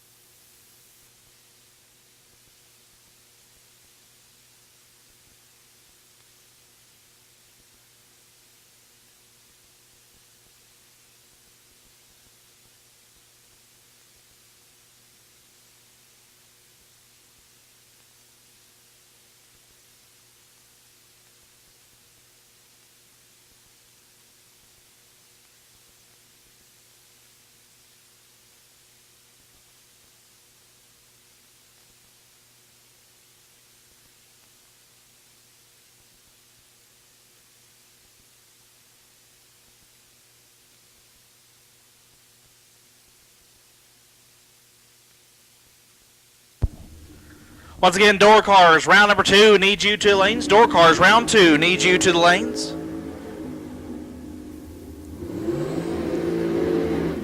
Door cars, round number 2, will take you to the stage and lanes.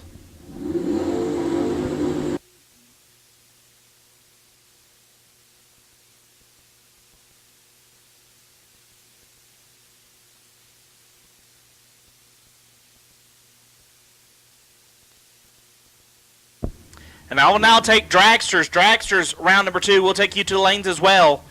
Dragsters, round 2, will take you to the lanes as well. So door cars and Dragsters, round number 2, will take you to the lanes. Door cars and Dragsters, round number 2, we will take you to the stage of lanes.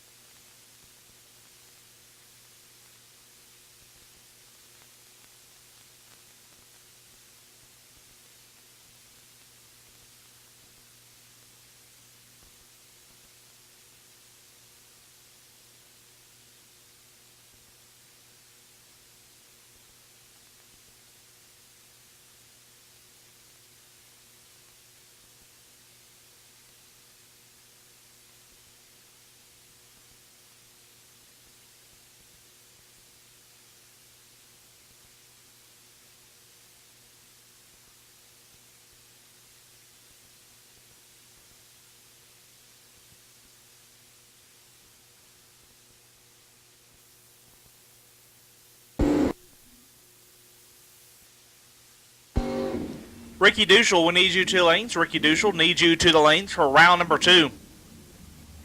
Ricky Dushel needs you to the lanes for round number 2.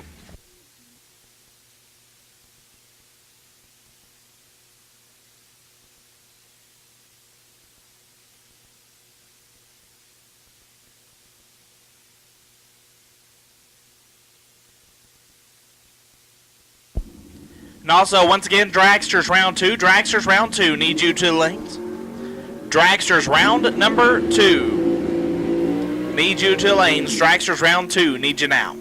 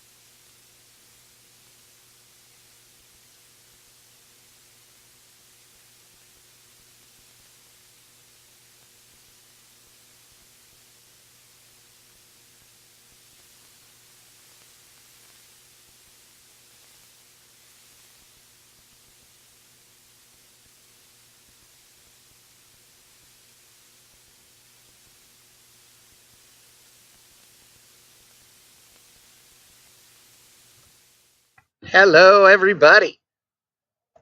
We are here in lovely Tucson, Arizona at the Southwest Showdown. The K&N Southwest Showdown, which is brought to you by the fine folks at West Coast Bracket Races. Want to thank this weekend's live stream presented by sponsor, those guys right there, Silver State Refrigeration. Couldn't do it without them. They are the ones that paid the bill in order to get us out here this weekend and cover expenses and that kind of stuff. So big thanks to them for being our presenting sponsor this weekend. Also want to thank Kid Performance and Dyno, Hughes Performance, and of course Mosier Engineering. Each of those is a daily sponsor at this event. So today is Kid Performance and Dyno Friday. Yesterday, it was supposed to be the shootout that we're having right now. But if you missed it, they got 5 inches of snow here overnight, the night before last. So at 8:30 yesterday morning, it was snowing like a mother here. And the photos are awesome. Like, literally, dragsters in the pits covered in snow, race cars buried in snow. Like, it's cool. It was way cool looking. Unfortunately, it made it so that we could not race yesterday. Even though they did technically get the racetrack okay, the temperature just wasn't right. And because of the fact that we had cloud cover that kept coming and going, it messes with the water. So whenever the cloud cover would come over, the temp would drop dramatically, and it would start weeping water up in the racetrack, and that's just not safe. So instead, what they did was they took Thursday and moved it to Friday, took Friday and moved it or combined it with Sunday, and left Saturday alone. So Saturday is still 20 grand to win Super Pro, 10 grand to win Pro. And Sunday is now 20 and 10 as well, because it was 10 and 5. They've combined the two so that it's double the purse. So it's great. It's going to be awesome. Lovely to be here. Love this racetrack. Love the people here. Love the West Coast Bracket Races team. Want to thank Holley, of course, for being a longtime live broadcast sponsor. They are always our presenting sponsor, regardless of where we are and when we're there. So want to thank them profusely. And want to thank all of you guys for tuning in. There is a link that is pinned in the chat. If you want to support the channel, there's a way for you to do that. Buying a t-shirt. If you don't want to buy a t-shirt and you want to buy us a beer or whatever, we have all the stickers and all that junk that you can click to donate, and we really do appreciate that. You don't have to. It's free. And we always want it to be free. But if you feel like, hey, I want to, do a little bit for these guys and help out, we would appreciate it. And we'll take it and we'll drink your beer. But here we go. Round number 2 in the 64-car shootout starting now. Camaro out of Sacramento, California. And it is going to be like this. Both drivers leaving early. Again, remember, True Start is in effect this weekend here at Tucson Dragway. It is going to be calculating those reaction times, green or red. And should drivers both end up leaving early, it'll take a look at which one left the earliest. And we'll utilize that as part of the True Start faction. So we got the Ferrari of Kevin Burnett rolling back in. I see the Roadster of Don Toya back there. Sounds like we should have all of our door cars, should have all of our dragsters back in the staging lanes. Again, 32 cars coming back for their opportunity to fight for $25,000 here on Friday at the Southwest Showdown, presented by K&N. Tucson Dragway. Again, big thanks to the folks at Silver State Refrigeration for keeping that live stream rolling, bringing the bank shift crew out here and getting Chad all set up on the scissor lift so that those of you that could not be here in person this weekend can join along via that bank shift live feed. We are glad to have you as part of this game. Chat bleachers mean as much to us as everybody that's on property. You guys are a big part of the show, and I know the racers enjoy knowing that all of you are out there watching along as well. So Don Toya and the Roadster And Tony Lucas, I'm guessing. That's how you pronounce the last name, out of Albuquerque, New Mexico. Lucas rolled through early on a test and tune type run, but Don Toya 5.25.0, 130 miles an hour after a 10 bulb. Lucas ends up with a 664 at 103 miles an hour, and that's going to bring up El Jefe.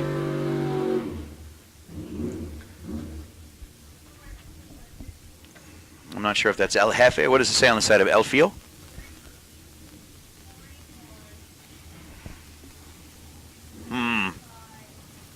Where's Warren when we need it? Warren is the man. El Fio. Am I even saying it right? Warren El Fio. Feo. I don't even know how to say it. Whatever it is, I know my pronunciation's no bueno. That much I do know. The what? Is that really the translation of that? KJ Desa going from a trip zip to an 026 5009. All right, Warren, I do trust you. Is it Gile or Guile? I don't know, but the car guy. Not saying I don't trust you, but Warren, I know. He is a good dude who spent a lot of time hanging out with us up in Vegas at the Flags. As KJ goes 5009 130. Left lane ends up with a 654 at a $104. So Fio is ugly in Spanish. Okay then.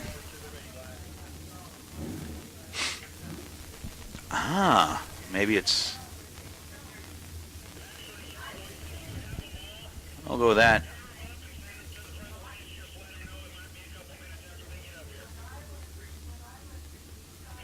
What, Chad? You're apologizing to the chat bleachers that you quit talking to them and they had to listen to us? Is that what you did? Come on, man. Come on. Oh, sorry, I turned you back over to the tower too quick. 11 red and then far at 64 at 150 miles an hour. Over on the right side, 20 green. I had to come up and say hi.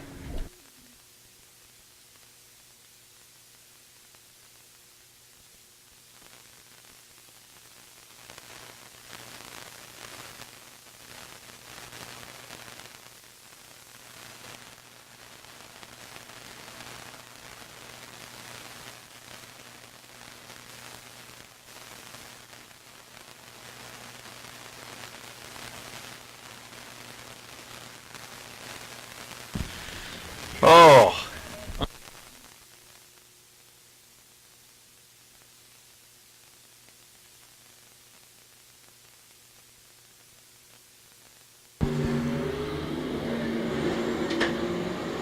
Greg Garrison, who has parked that car in the winner's circle here at the Southwest Showdown before, goes 481 at 142 miles an hour. Down that right side of the racetrack, and I know we are getting close. Like really close to round number 2.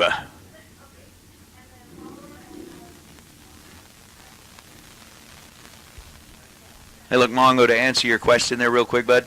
Yes, we do see all of that. But a lot of times we are focusing on the race. Not ignoring you, man. Definitely not. Carlos Lopez and Larry Cannon. Cannon on the left side here, and Carlos Lopez in the Pinto. I think he's just got a unique configuration to it. And unique, I think, is the word. 041 on the tree and 772 at 87 miles an hour. Larry Cannon in his Chevelle was 11 green and goes 636, and I believe that is going to be our final pair of test and tune for the time being, as we have got round number 2 of the $25,000 shootout. Paired up, lined up, and ready to go. It is the K&N Southwest Showdown here at Tucson Dragway. Again, slight schedule adjustments have been made. What was originally going to be test and tune and shootout on Thursday, because of the 5 inches of snow. Was that the official? I mean, did we get an official measurement that it was like 5 inches? Roundabouts. Question is, who measured it? Good point. Right? Who measured it? Because I've heard a lot of people come in and tell me, yeah, you know, this is 12 inches. No, it's not. Just saying, who measured it, right? Yeah, that's the question.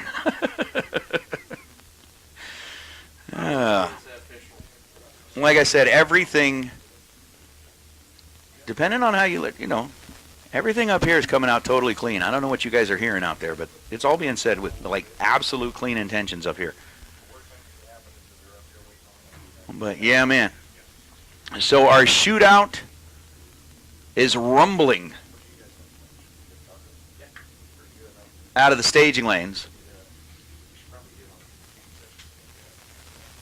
and making their way up this direction.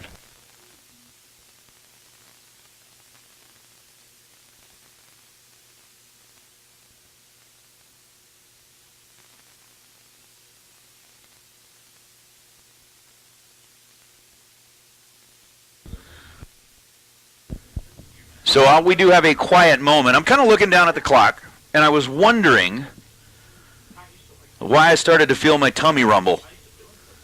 Kind of a little gurgle, like, hey, something's going on here. Well, because it's almost 5 o'clock, which means I'm getting hungry again. I will tell you this. We had some of the best tacos that I've had in a long, long time for lunch, and we got them from right over there near the concession stand.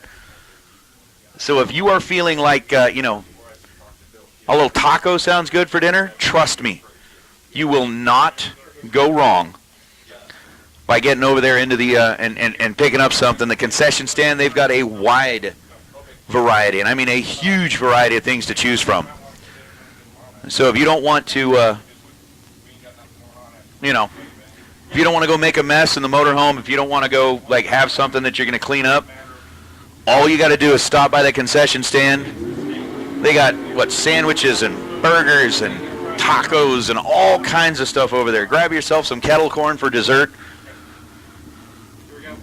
But the concession folks are over there, and they will get you hooked up.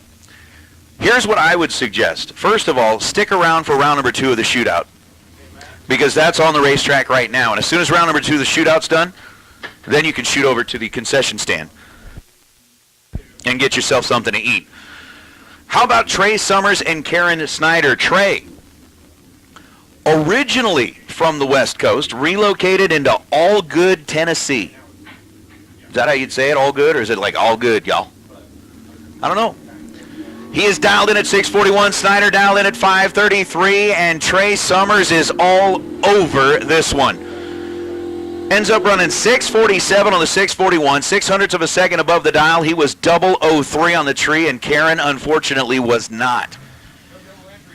Karen had a reaction time that started with a 2. She goes 1 above the dial, but was almost 0.2 of a second behind. Trey left him, or let's just say Trey was out there. 003.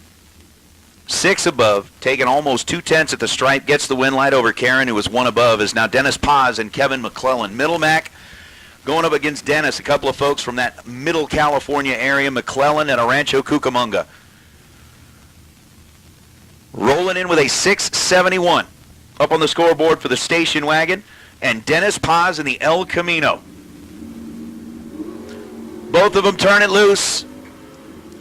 It is a 4-thou split at this end of the racetrack. Both were 0-0, and the win light's going to belong to McClelland on a double breakout. McClelland under by 0.08 of a second. Dennis Paz under by 0.16 of a second. Paz taking 4th thou at the stripe. Might have been given 4th thou at the stripe, but McClelland 003 and gets the win light on the double breakout, running 670 on a 671. Dennis Paz 007.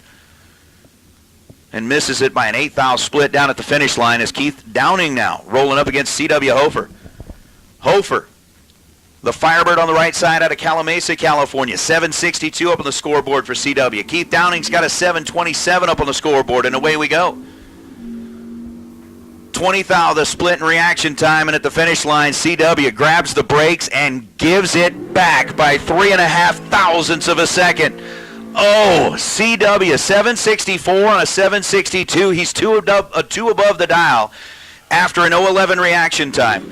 Keith Downing had the 031 to be 20th thou behind at the hit, and then goes dead on 0 as CW grabs a lot of breakdown there and gives back 3.5 thousandths of a second.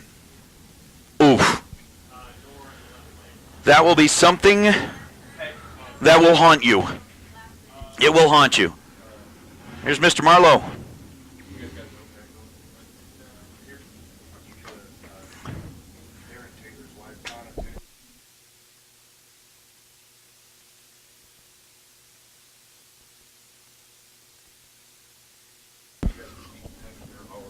So with Marlowe rolling up here on the left side in the Chevy 2, and Jonathan Fiello on the right side in his Nova. Fiello, part of the crew with K&N, who's been the sponsorship on the side of the Southwest Showdown ever since its inception. He's got a 583 dial over on the right side, and Marlowe's got a 686 on the left. Tree drops and away we go. Marlowe's going to have to do some work as Jonathan Fiello has got control of this one in a 582 and a 583, another double breakout. Fiello was 008 on the tree, take 2 thou down at the stripe, and ends up 8 thou under the dial to light up the scoreboard. Marlowe was 31 on the tree and couldn't quite figure out the finish line at the stripe. It's going to be Fiello, as Marlowe goes 683 on a 686. To be 24 thou under is Ricky Duchel and Tim Wirtz. Ricky Duchel in that split windowed Corvette coming in out of Palmdale, dialed in at 553 on the left side. And then Tim Wirtz, who I don't know like if the photo has been shared all over Facebook or not, but it should be, because I think that's the first time that I have ever seen that situation with a race car that had 5 inches. We're still sitting up here thinking, like, how did it not, like, mess with the, how did it not just, like, mess with the car? Uh-oh. Both drivers are green, not great, but green, and the win light's going to belong to Ricky. 553 on a 558. He is 23 dead 8, take 9 thou at the stripe to pick up the win light over Tim Wirtz. Wirtz was 47 on the tree. 24 thou behind at the hit, and then runs 523 on a 524. Not going to get there, wasn't going to be done, wasn't going to be happy, and Ricky locks him out to get the win light. So Wirtz will bow out. Ricky Duchel will move on as Darren Taylor and Steven Shearer. Shearer up behind the wheel of Rosoli's car, dialed in at 648 on the right side, and Darren Taylor with a 565 going to get the head start in that blue Firebird, rolling in out of Rigby, Idaho. Oh, 22 thousandths of a second advantage goes to Steve Shearer, and he gets done with a 646 on a 648 to turn on the win light. 002, take 9 thou at the finish line to light up the scoreboard. Darren Taylor was 24 thousandths of a second behind the green line and goes 562 on a 565. So let's see here. Double breakout, double breakout, double breakout.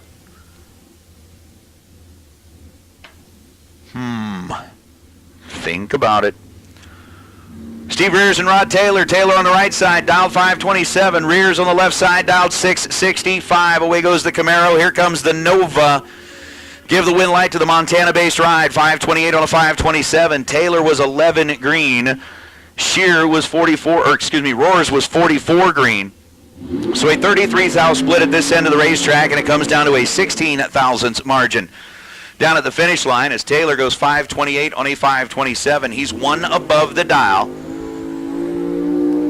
to get the win light. Rears ends up dead 2, but an 044 at this end of the racetrack proved to be the nail that sealed the coffin, as Taylor will move on to round number 3 and bring out Chuck Hawk Jr. and Troy Grant. Grant out of Golden, Colorado. The pretty Chevy 2, dialed 783, getting a massive head start of about 2.9 seconds over Chuck Hawk. Hawk's race is 4.97 seconds long, giving up a 2.9 second head start. Red light start for Troy Grant. Again, with true start in effect, Troy left, was past the tree, didn't know until Chuck Hawk let go of the button. That's when the tree decides it's going to show its true color, and it was a 005 red light for Grant. 005 red and dead on at the finish line. 783 on a 783 to be no good. Chuck goes 14 green and dead 5. So Chuck Hawk continuing to make it a statement that he is defending his home turf. He's like, this is my racetrack. My home. So we swap from door cars to dragsters. We've been through our 32 remaining dragsters. Have whittled that down to 16. We're going to get through the same story here with our dragsters as Race Kid and James Warden.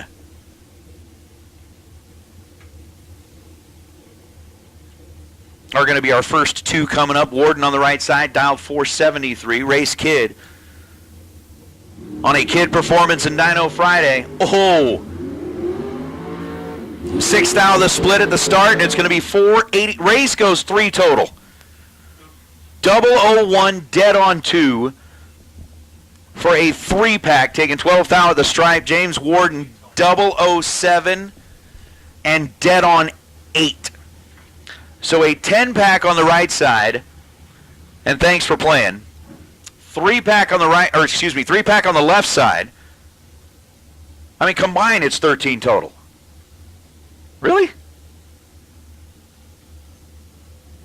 Excuse me, I'm sorry, 18 total. 15. I'm looking at 007 dead 8. I was reading this dead 8 as a 0. My fault. 15 total. 18 total. That's what never mind. I'll get that straight in a minute. 3-pack and a 15-pack. That's what I meant to say. Now we're straight.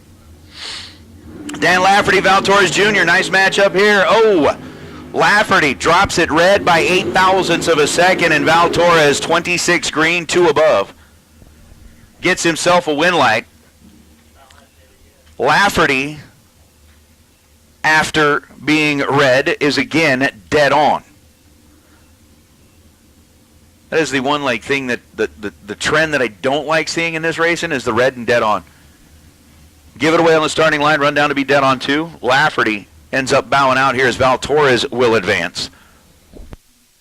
And that'll bring up Mark Kidd and Brandon Dozel. Dozel all over the right side, 461 the dial for that American-built ride, and Race Kid, the Race Tech Dragster, that is making its debut appearance at any racetrack, anywhere. They just finished putting that thing together, and it is beautiful. Beautiful.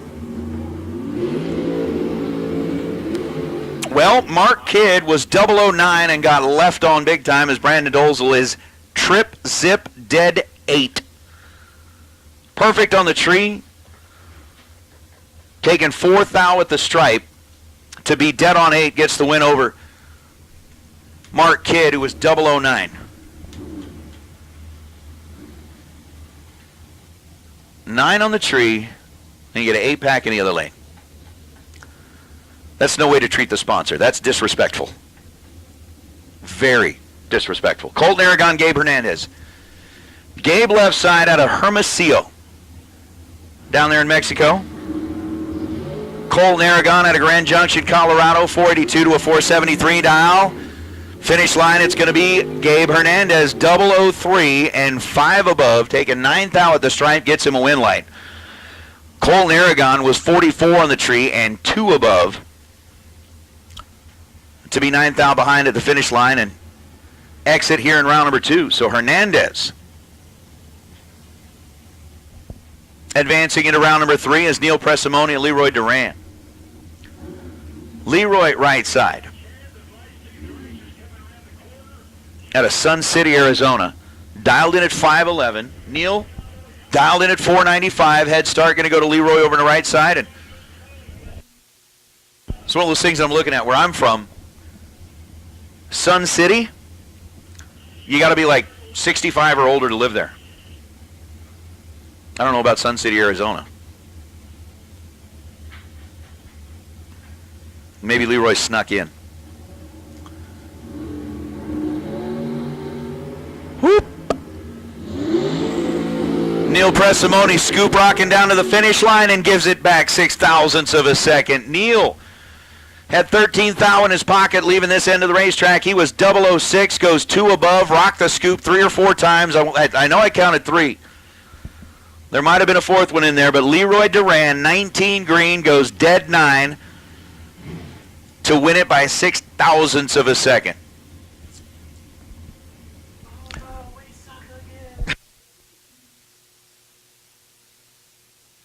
Oh. So let's see here. Neil Presimoni, C.W. Hofer. We'll save you some seats around the fire pit tonight. Maybe a few ice cold ones in the cooler, as you will both have something to drink about, as Brian Weber and Jeremy Wilson. Mr. Wilson coming in out of Grand Junction, Colorado. A lot of Grand Junction cars down here this weekend, which is awesome. They're like, yeah, we're going to get away from the snow. And then they rolled up yesterday morning and went, crap! It followed us.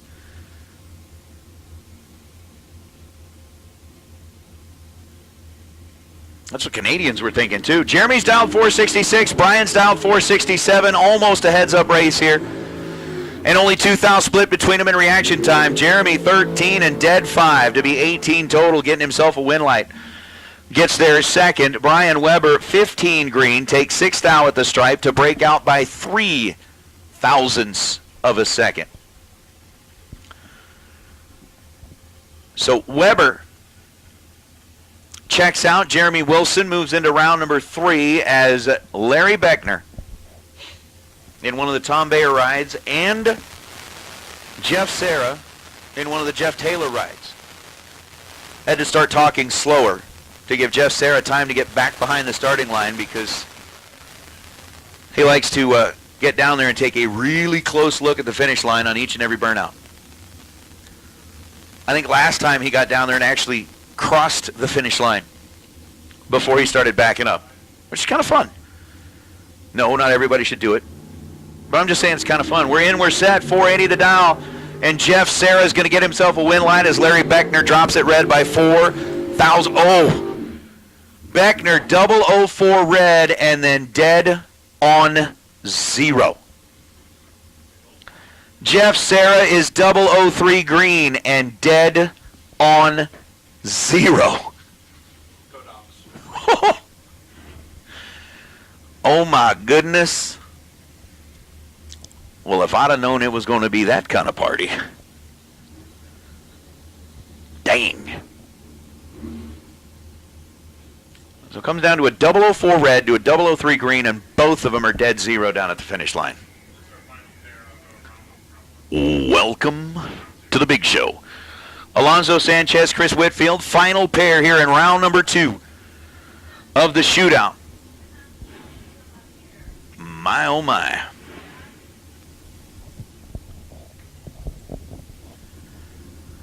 Sanchez out of Mexico, Whitfield out of Colorado, and the win light's going to belong to Whitfield. Let's just say Whitfield survives one. He was trip zip like in the time run, 001 last time, and is 11 this time. So in Whitfield speak, he's like, I missed it. Goes 468.0 to 467, ends up one above, gets their first 100th of a second. Sanchez was 001 on the tree and couldn't quite convert it into a win light. So that is going to bring us to the conclusion of round number 2 of the $25,000 shootout. We got some more time runs that are rolling up here. Again, racers, remember, if you have been eliminated from the shootout, you certainly can make your way into the time trials. We are going to continue running time trials in between rounds.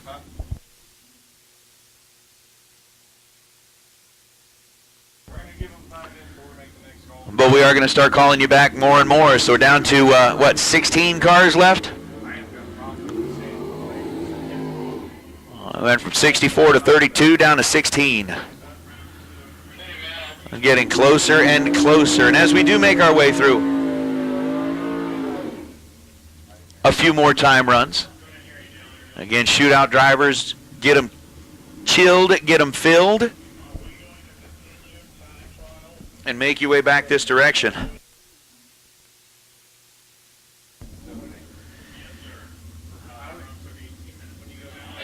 So as we roll through, again, remember the concession stand here at Tucson Dragway is open. It is 5 o'clock. And when somebody says it's 5 o'clock somewhere, it's 5 o'clock right here. I'm Evan Perkins with Holley, and we're at West Tech Performance, where we just made 902 horsepower on this Holley Super Sniper equipped Pro Charge small block Chevy.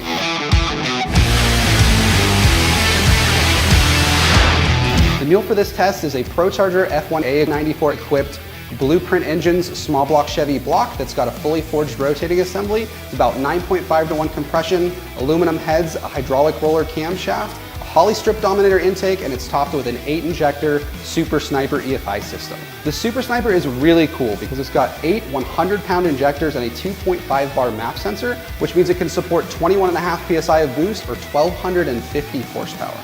Like the base Sniper, the Holley Super Sniper is completely self-learning capable, which means it can tune the engine while you drive. However, if you're running really big boost or making a lot of power, the best practice is to always have a good calibrator tune the engine on the chassis dyno or the engine dyno using a laptop. For this test, we used 3 different pulleys: a large pulley, a medium pulley, and a small pulley. The large pulley spun the supercharger a little bit slower, and it gave us some time to make sure that the tune was finessed and that everything was working well. Then we dropped down to a medium pulley, and then finally to a small pulley, which upped the blower speed to the fastest that we were able to achieve today. The first pulley made 777 horsepower, the second made 840, and once we had the small pulley on the engine, we made 902 horsepower.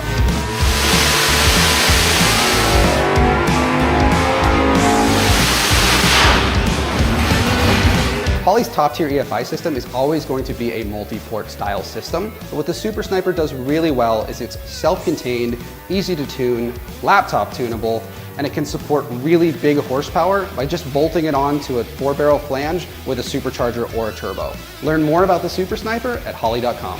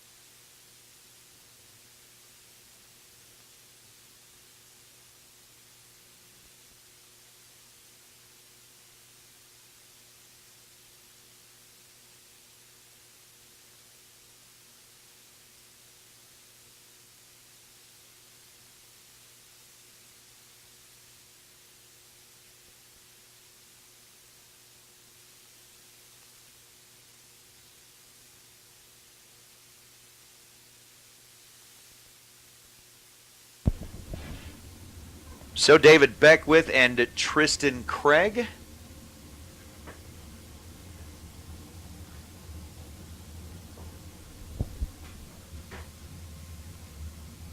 I'm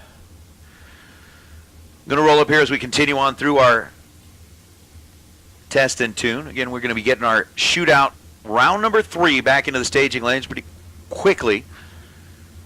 Start getting through some quicker and quicker turnarounds.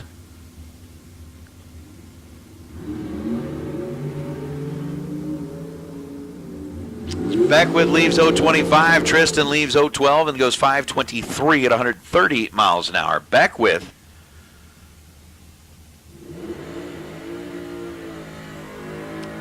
ends up 549 at 124 miles an hour after the 025 reaction time. That'll bring up our next couple of contestants.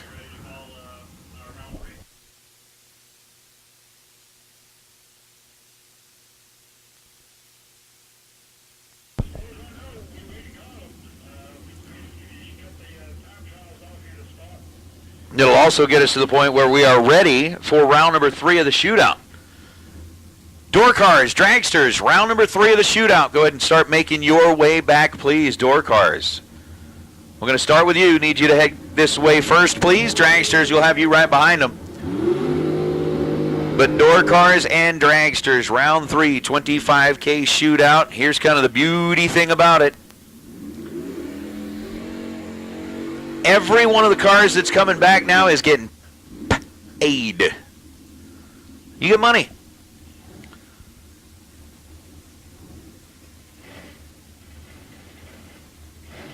That's not too bad. Not too shabby. So with Scott Taylor and Dean Bush rolling up here. Dean looks like he's driving Jason Dawson's car.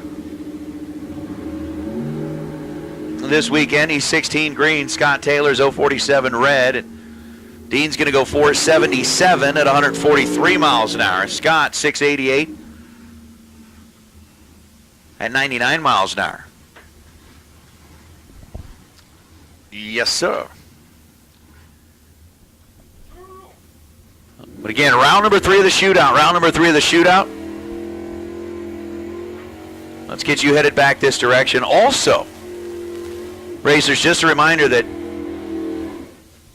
the shootout apparel, Southwest Showdown apparel, is available over at the Nitro Club, which is just up the hill, directly behind the concession stand, where you're going to be headed to get some dinner anyway. You might as well take a swing up there and grab yourself a t-shirt, grab yourself a sweatshirt, a hat, whatever kind of stuff you want. But we do need you back if you are still alive in the shootout. Round number 3. Round number 3. We need you back, please.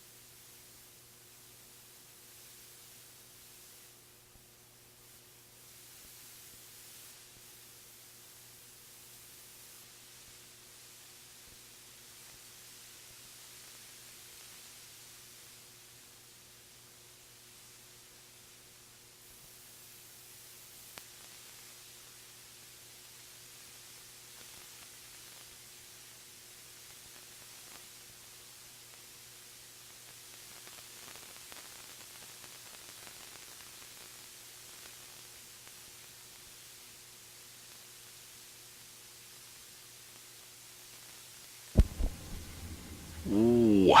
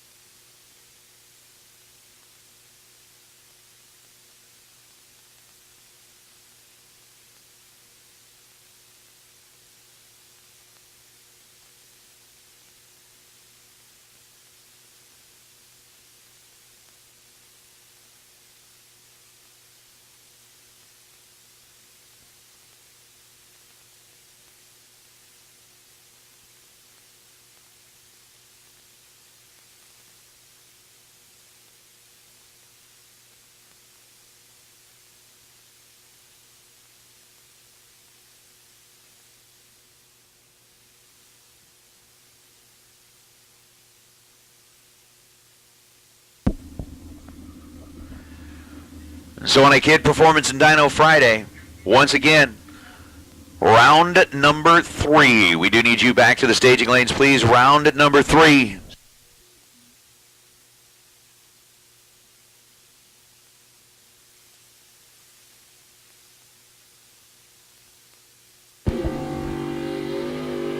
And I think they were just saying something back in the staging lanes, like the dragsters were beating the door cars back to the staging lanes.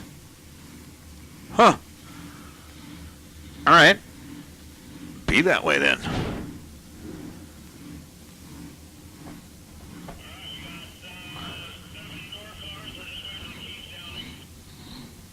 Looks like we got 7 of the 8 door cars we need. We'll get you headed back this way.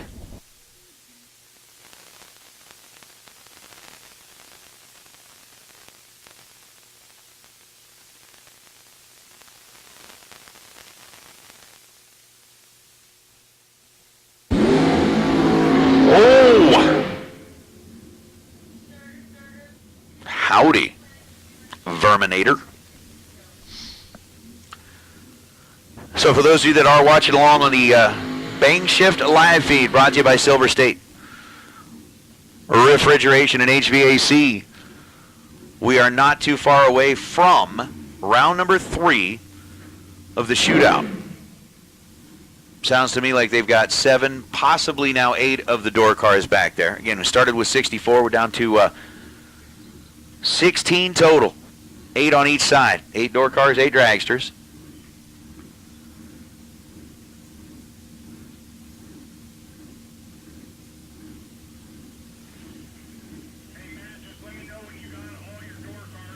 We'll see.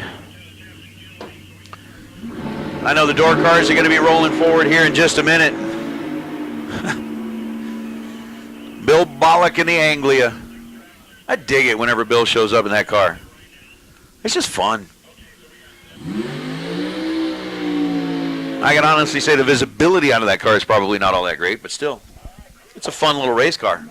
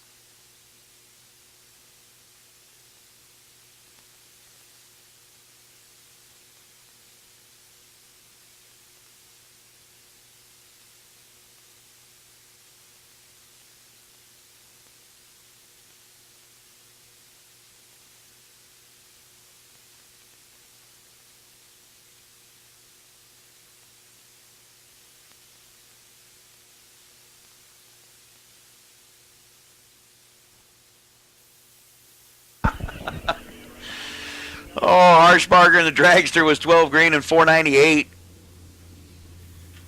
Rob Strong is 10 green and 697. It sounds like we are starting to get door cars suited up in the back.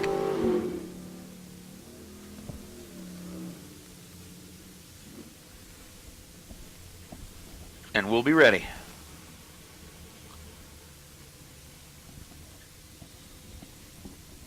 That is one of the things that I do like about getting out of Vegas every once in a while, seeing like the different wildlife that shows up. And I'm not talking about the racers that roll through the gate, because those could be considered forms of wildlife in their own right, but there's this massive hawk that has been flying around from light pole to light pole, and I mean, we don't get that in Vegas. Which is probably a good thing, because my dog would be like dessert, but that thing's huge. I'm sure people from back east are looking to go, nah, he's a tiny one. He's not that big. Here, that's sizable. 17 green and then 7-13 for Jeff Franick, and for Tim Arnswald, he's 21 green and goes 7:49 at 89 miles an hour. And I'll tell you what, Carlos Lopez has been using the time trial day to his, fullest advantage. Fullest. I think if we had an award for most runs during the test and tune, he would probably be up for it. Just saying. Nope, Verminator. Haven't seen any jackalope around here yet. I've seen a few hawks. Those that are racing and the ones sitting on the light pole. And yes, car guy, Vegas is full of wildlife. I mean full of wildlife. from what I understand, ask Savannah Kidd. That's what I've been told. She likes Vegas. Just saying.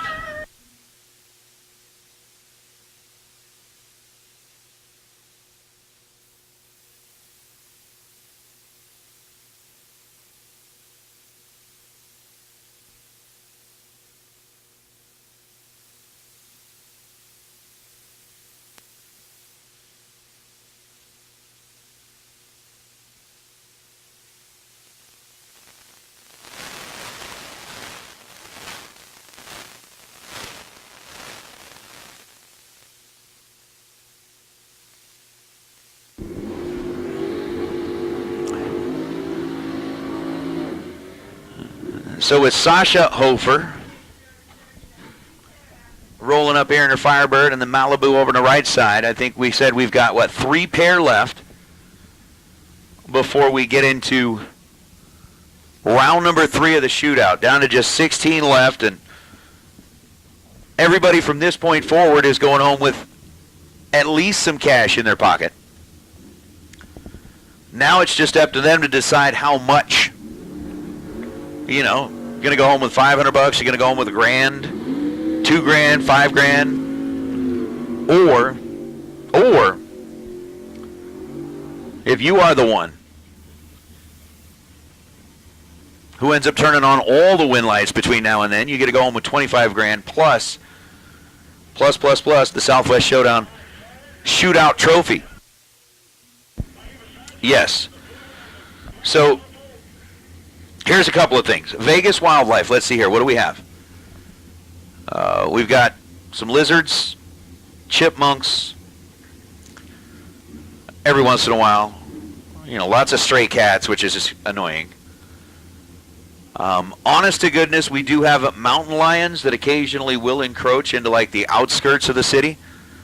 Like up near the Summerlin area, up near the foothills by like Red Rock, we will have mountain lions that will come down. Coyotes, absolutely, Gage.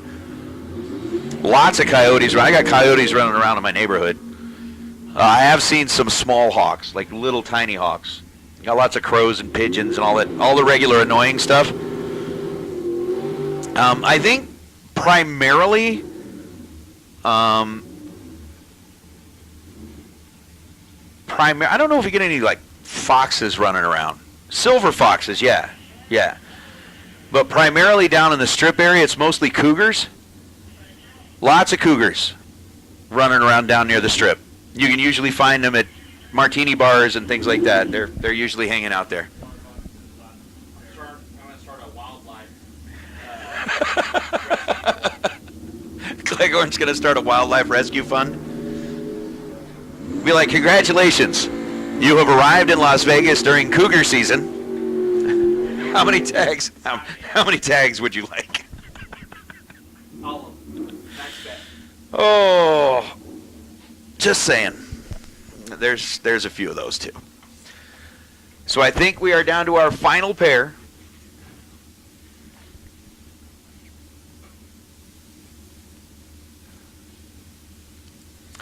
For test and tune, we are going to do a quick lap down the racetrack.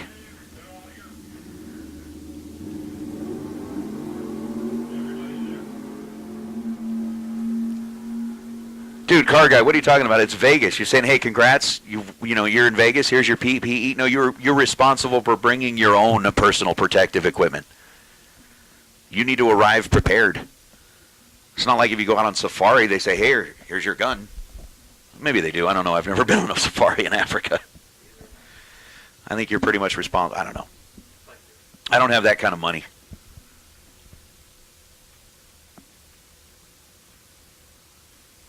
So the quick up and back with the spray buggy. We've got 16 cars left, and with that, I'm going to turn the microphone back over to Ryan Gleghorn. He's going to take you through this round and see who can kind of double up on the money that they've already got in their pocket.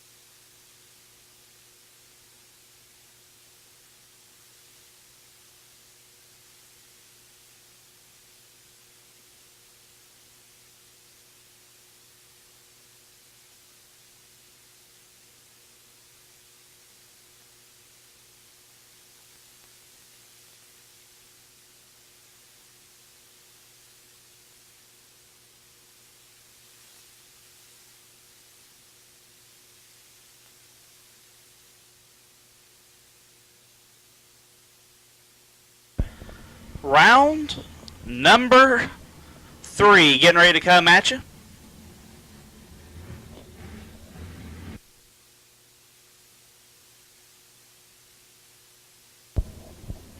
Eight door cars, 8 dragsters left in for $25,000.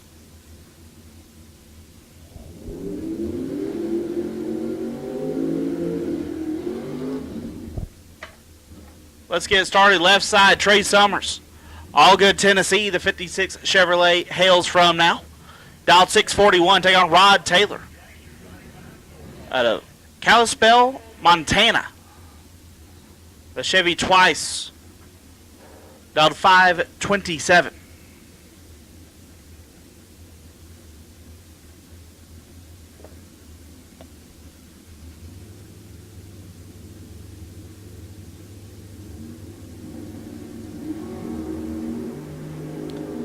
Three fouls separate them up front. Win light will go to Summers, 28. One above gets the win. Taylor, 31. Take 15 to be 4 foul under. Had to take 11 or less to turn on the win light. Trey Summers will move on to the quarterfinals. Left side, Ricky Duchelle out of Palmdale, California, the Corvette. Dialed 552. Take on Chuck Hawk. Hawk out of right here in Tucson, dialed 497 in the S10.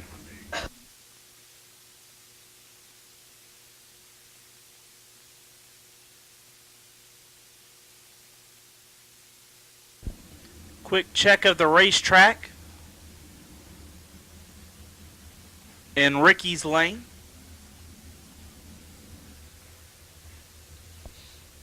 Might be a little spots of something out there. Get it cleaned up, make sure Ricky's got the most competitive racetrack possible before he goes down here in round number 3.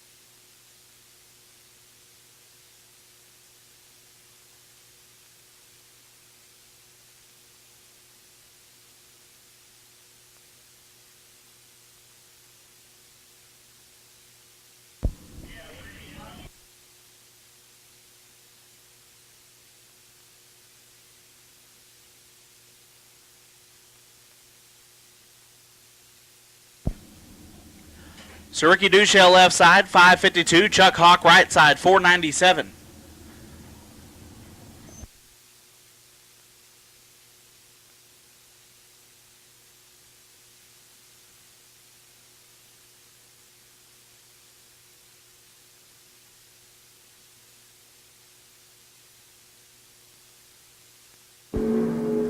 $13 fouls separate them up front. Win light will go to Ricky, 15, dead 4, lays down 19 total, locks out Hawk, who's 28, take 3 to be 12 foul under. Ricky Duchelle will move on. Up now, Keith Downing left side. Bustin' Loose Jr. dialed 727, take on Kevin McClelland. McClelland dialed 669 in the wagon.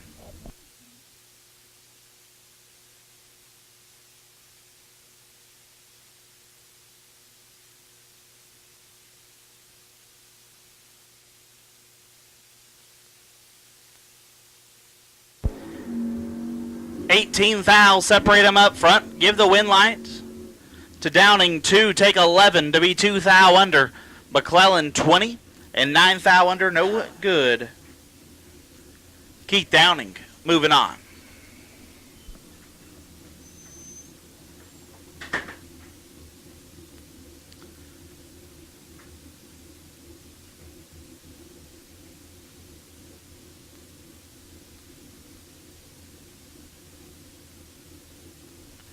Potential problems over here for Steve Scher.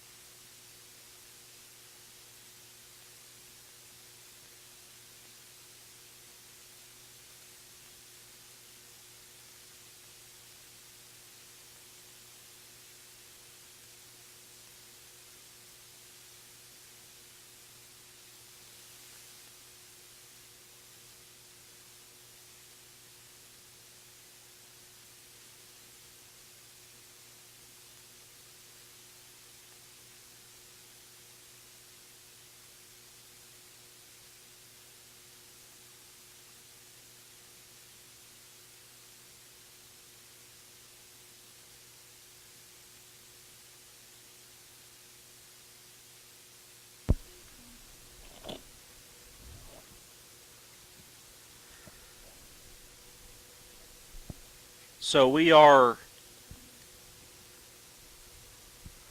I believe, on the clock here. Jonathan Fiello giving Steve Scher a little bit of time to get his hot rod started.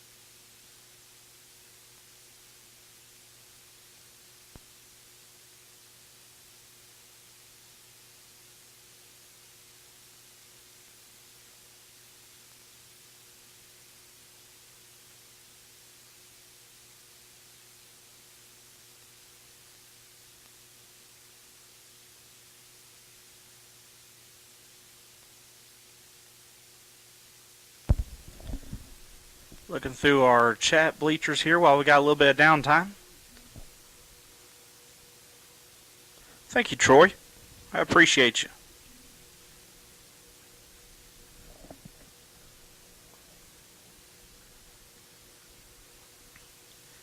Usually my seasons get off to a little bit of a slower start, but I've been. Brand's turbine wheel, engineered specifically for fitment on the square body C10 trucks. Optimized offsets and the large wheel diameter help to fill your wheel well openings nicely. Available in 19 and 20-inch versions. To find a set of Brand wheels for your ride, visit us at Holley.com.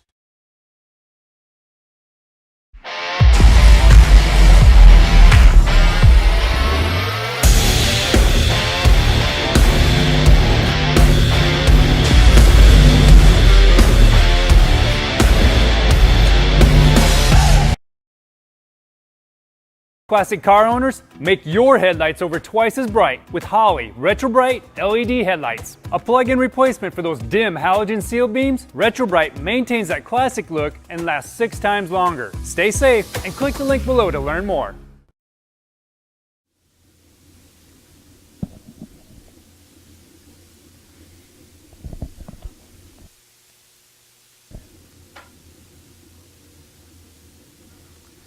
All right, we're good.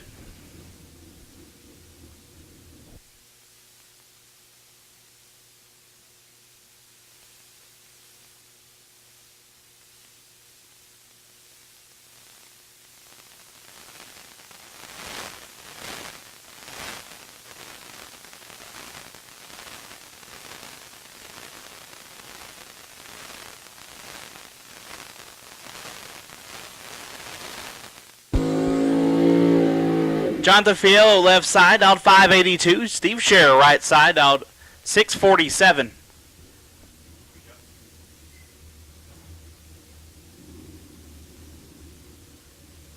Rizzoli walks away kind of shaking his head like, man, I do not know what's going on with this thing, but oh, getting him the signal. So Jonathan Fiello will have a competition bye to the quarterfinals.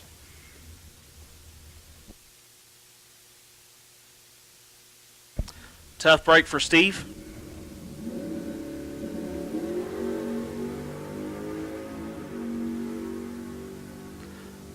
Jonathan runs it through 15 and 27 thou under. Jonathan Fiello will be down to 8 cars when we come back around.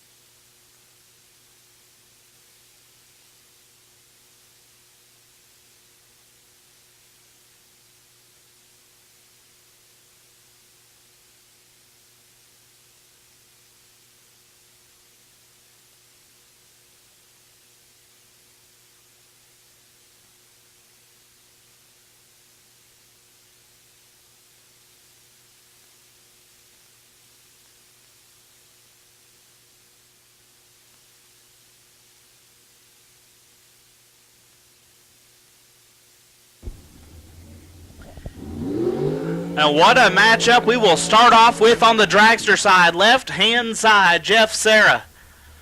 Adamstown, PA. Dialed 480. Take on Val Torres Jr. Out of Chino, California. Dialed 470. Two bad dudes about to get after it to keep their chances rolling for $25,000. Sarah left side, the Jinko Plumbing Taylor family 07 Mullis. Val and his trusty 2010 TNT.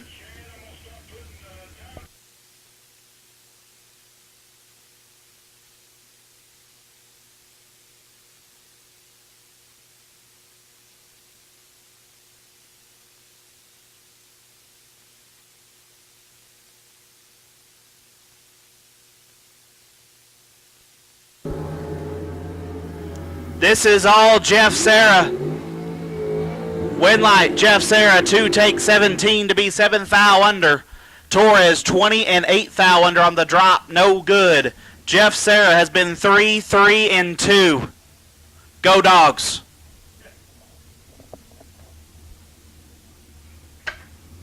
Race Kid left side. Race out of Boise, dial 480. You take on Brandon Dozel. Dozel been pretty impressive so far. Dialed 461.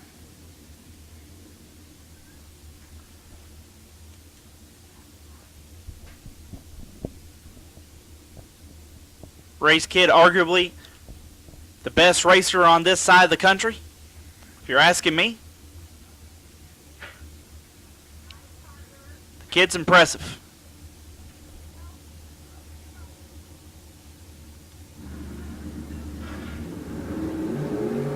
And he's 3 thou red. Dozel is 10 and puts it 2 hun under. Brandon Dozel moving on.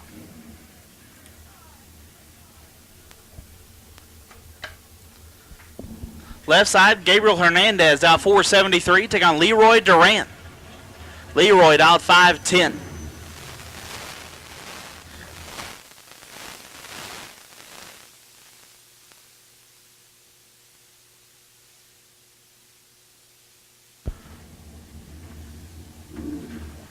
Mexico versus Arizona. When I say Mexico, I don't mean the new one.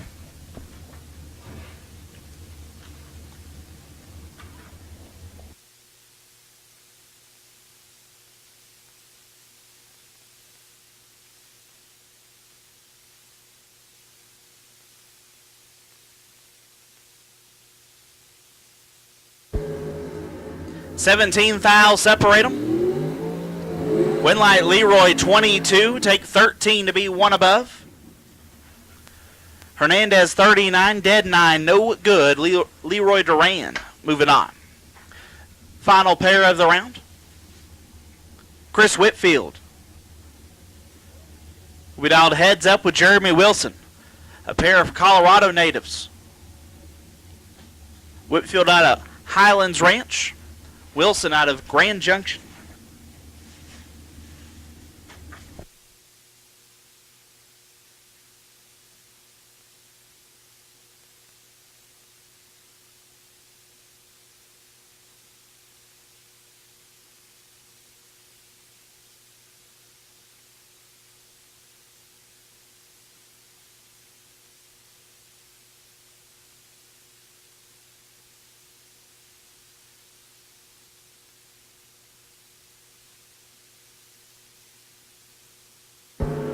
$17 thou separate them. Whitfield in trouble. Win light.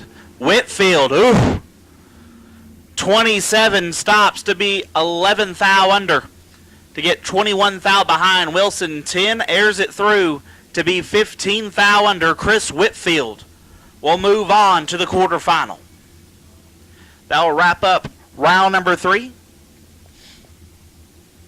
And drivers, if you haven't already been told, cool them, fuel them, bring them back in the lanes. It is that time. Shootout racers, cool them, fuel them, and bring them back.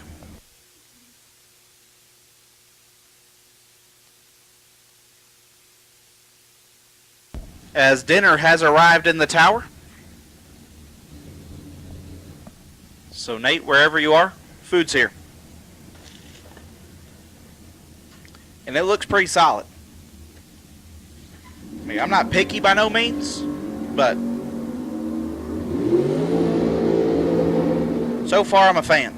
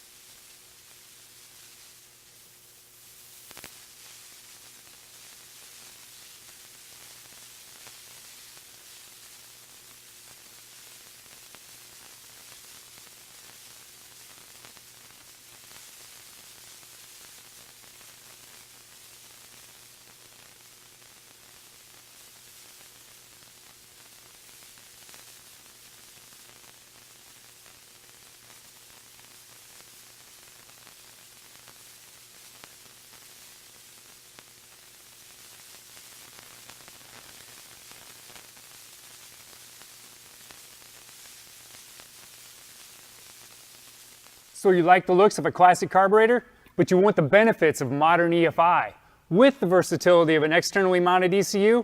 Then Terminator X Stealth was designed for you. Terminator X Stealth is an easy to install standalone EFI system with the option of a 4150 or 4500 throttle body. Stealth throttle bodies give you the old school carburetor look, but inside they're packed with all the benefits that today's electronic fuel injection has to offer. Our 4150 throttle bodies come in two versions, The first holds 4 fuel injectors. That's enough for 650 horsepower on a naturally aspirated engine or 600 horsepower if you're pushing boost. The 8 injector version can handle 650 horsepower naturally aspirated, but really likes boosted applications, pushing upwards of 1250 horsepower. And if you still need more power than that, then the Terminator X Stealth 4500 is the choice for you. It boasts 8 100 pound/hour injectors and can flow 1440 CFM. That's more than enough to keep most large cube engines happy. And it's definitely not shy on power either, with horsepower numbers pushing 1500 naturally aspirated and 1250 on forced induction setups. They don't just look good either. We've packed them with industry-leading technology. With our Terminator X or X Max ECUs, you'll get onboard diagnostics, full control of your ignition timing, configurable inputs and outputs, as well as a wideband O2 sensor that's capable of fuel map self-learning. This all adds up to better idle quality, improved reliability, and all-around better drivability. And in our 4150 throttle bodies, you'll find kickdown provisions for GM's TH350 and 400, as well as the 200R4 and 700R4 transmissions. It's also set up for handling Ford's C4 and C6 applications. And Mopar friends, you can always add our throttle lever extension to connect your 904 or 727 kickdown. Put some excitement back into your classic ride. Upgrade it with EFI. For more information on Terminator X Stealth, visit us at Holley.com.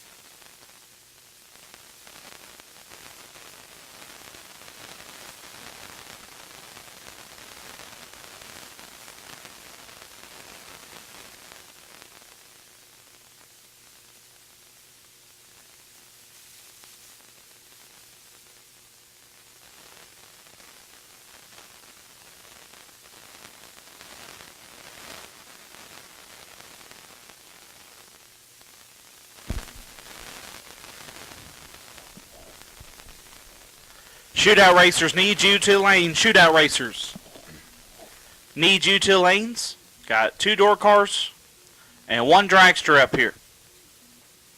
Need the rest of you. Shootout racers, need you to lanes. Shootout racers, need you to lanes.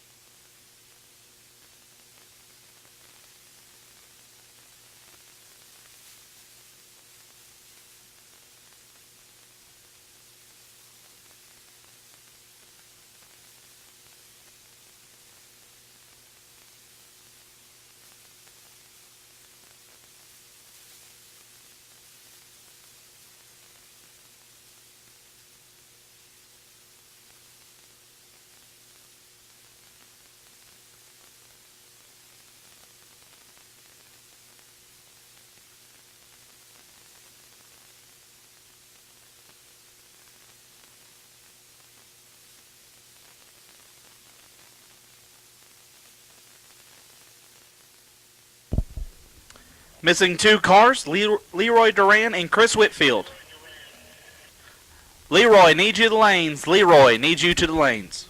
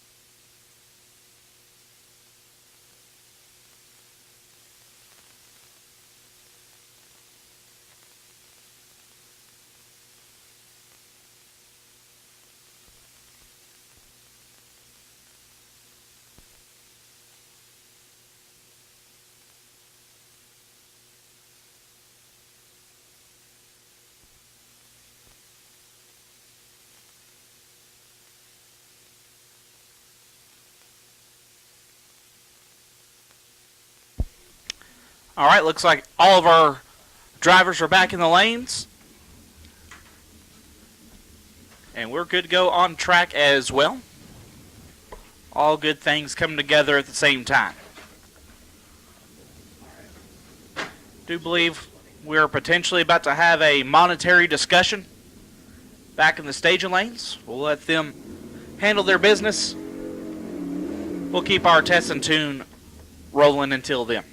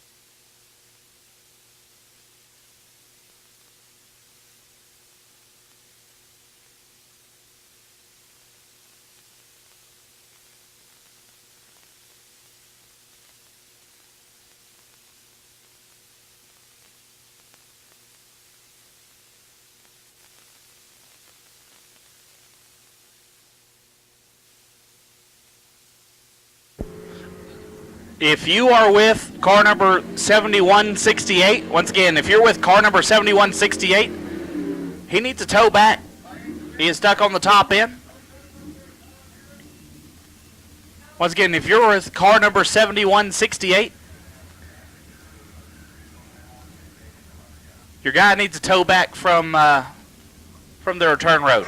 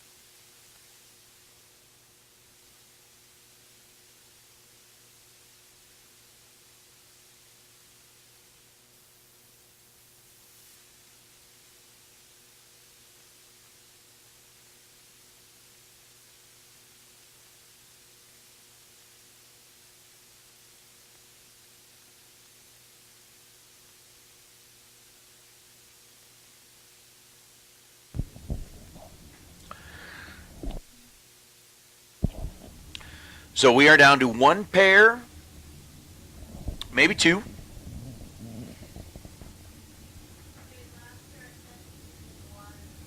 And then we are going to go ahead and shut things off with test and tune and get ready to go into our round of 8 in that $25,000 shootout. Alonzo Sanchez making his way down the racetrack as we've got the pickup truck versus the Mustang. Whole bunch.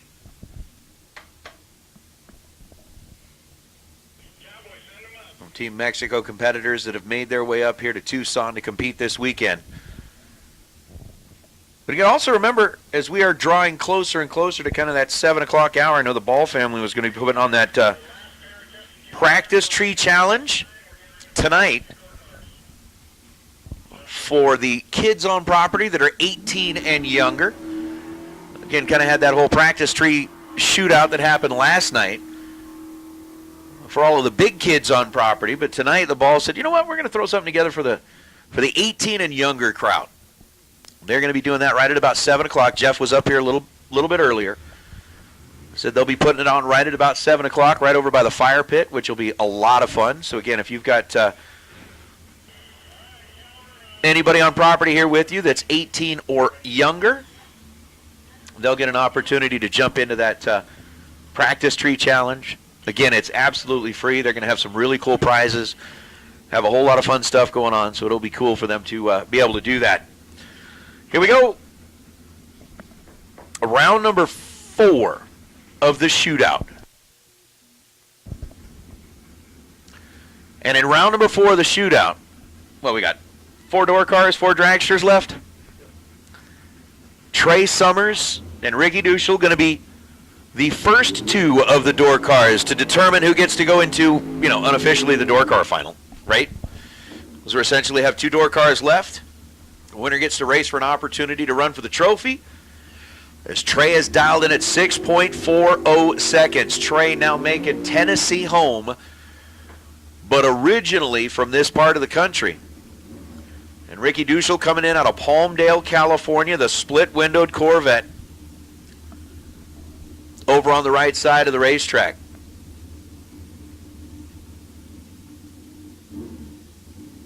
What do we got? 3 California door cars and 1 Arizona door car. I'm sorry.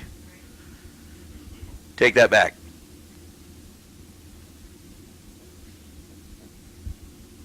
I'm still putting Trey in like the California group. Because that's where the car came from. Back to my roots. 6:40 the dial in for Trey Summers. Pre-stage bulbs are lit. First one to roll in as Trey Summers starts to bump it in. They go in almost exactly the same time. Down goes the tree, and a red light start for Ricky Duschel by 0.003 of a second. Will bring the day to a close for the split-windowed Corvette, but Trey Summers, 19 green and dead on 2, ends up 21 total to advance into the round of 4. So Trey Summers and the 56 Chevrolet will be one representative on the door car side, and it'll either be Jonathan Fiello or Keith Downing. Downing in the Bust and Loose Dodge, Fiello in the Nova. 579 to a 727. The Bust and Loose Dodge going to get a sizable head start. As down go the lights. 21 thousandths of a second separate them in reaction time, and the win light's going to belong to Keith Downing. Downing's looking at that going, who needs a fast car? I got a consistent car. 728 on a 727, 002 on the tree, takes 6 thou at the stripe to get the win light. Jonathan Fiello was 23 green and crosses the stripe with a 578 on a 579, ends up under 4 thousandths of a second, but Keith Downing, 002 and 11 thou above, gets him a win light. As we swap over to the dragsters. How about Brandon Dolzel coming in out of Queen Creek, Arizona? A much shorter transit than what Jeff Serra had to make. Now, Jeff's car is based here in Arizona. It's one of Jeff Taylor's rides. But Jeff Serra coming all the way in out of Pennsylvania. 480 the dial for Serra. 4:58. The dial for Brandon.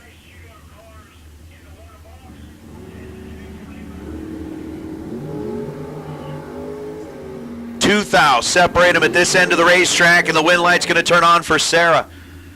12 dead 6. Jeff Sarah's 18 total, taking 17 thousandths of a second at the stripe to get the win light. Brandon Dolzel is 10 and 25 thou above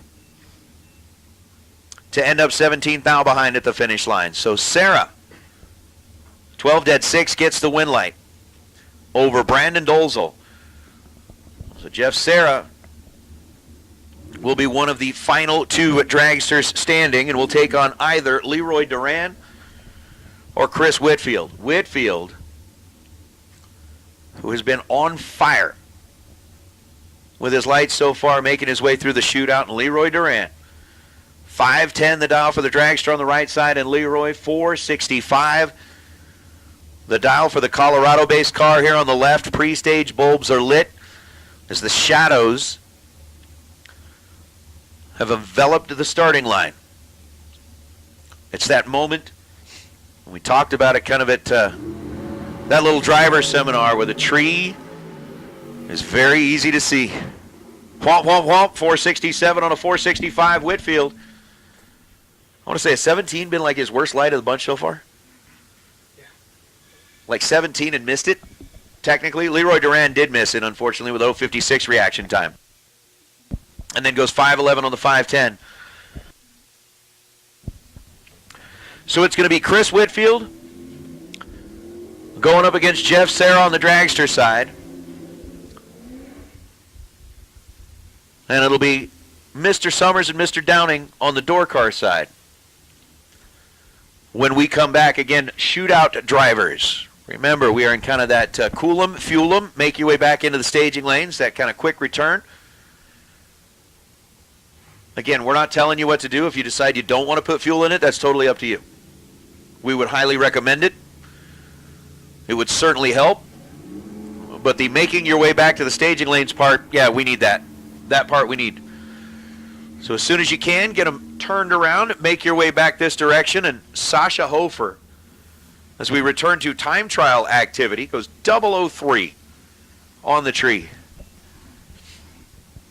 There is something about this racetrack and her ability to, shall we say, read it just right. She likes that tree. She likes that tree.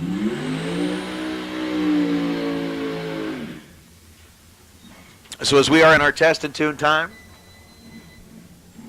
again, you got a couple of, a little bit longer if you want to swing by the concession stand and grab yourself something to munch on before we get into our semifinals of the $25,000 shootout, again here at a K&N Southwest Showdown. Kid Performance and Dyno Friday. It's going to be exciting as we make our way through the rest of the weekend, because, again, what would have been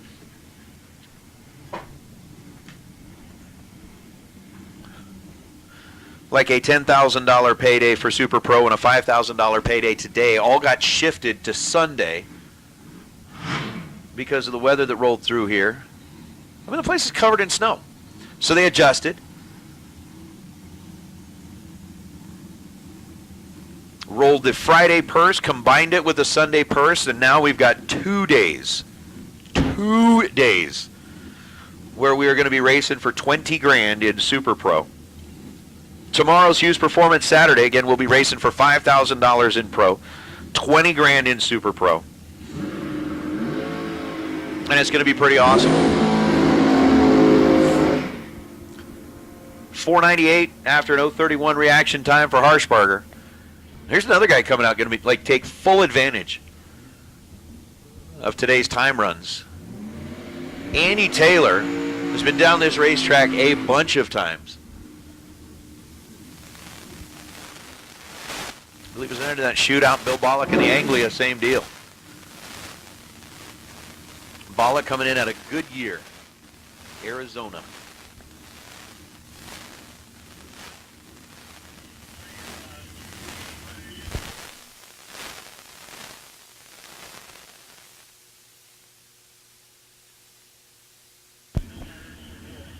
All right, racers, so like we've said, for those of you that are still alive in the shootout, it is kind of that cool 'em, fuel 'em, make your way back into the staging lanes right away.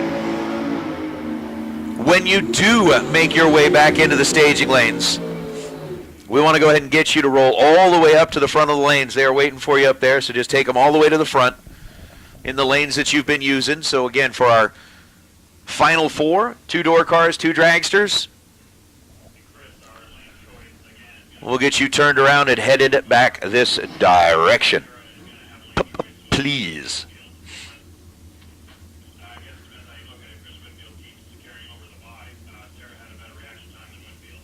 So it's going to be cool.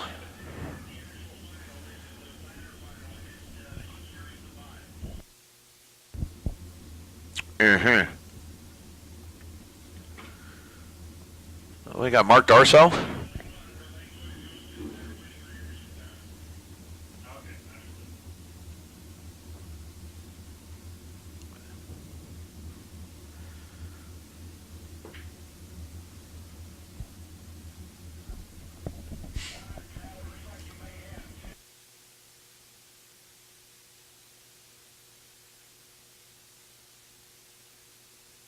So it sounds like the majority of folks that are out there have gotten their fill of the time runs today. And again, pretty much we're going to be into that quick turnaround between the semifinals and the final of the shootout. Well, that's pretty much going to be where we wrap it up for the day.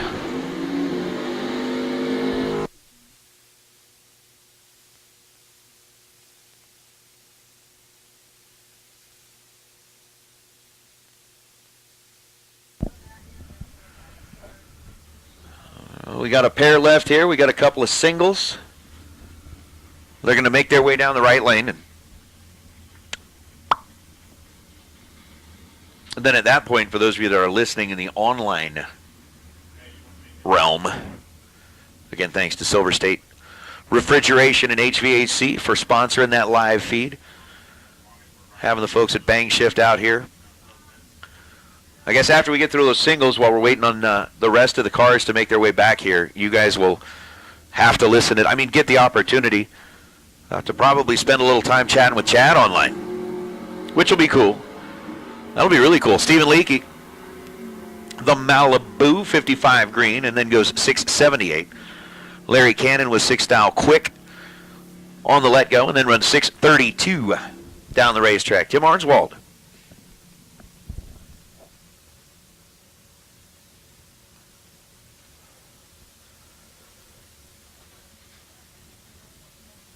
Coming up here.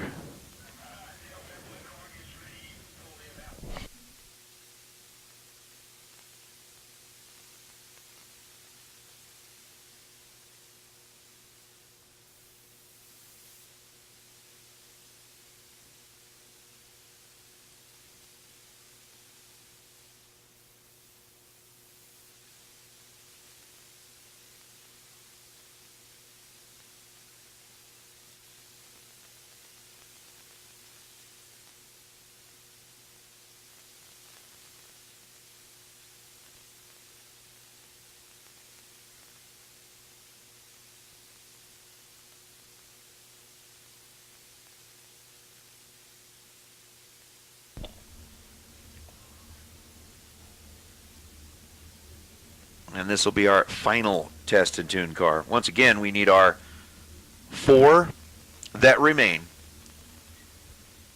for the $25,000 shootout.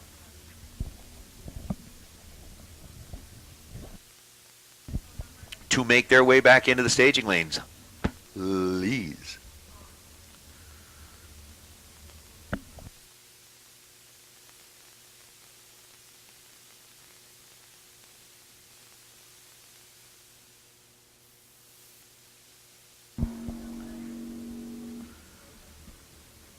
So 5:23.9 at 131 miles an hour. So with that, they're going to do a little touch up down on the starting line. We should have 4 cars back there. We should have 2 door cars, 2 dragsters.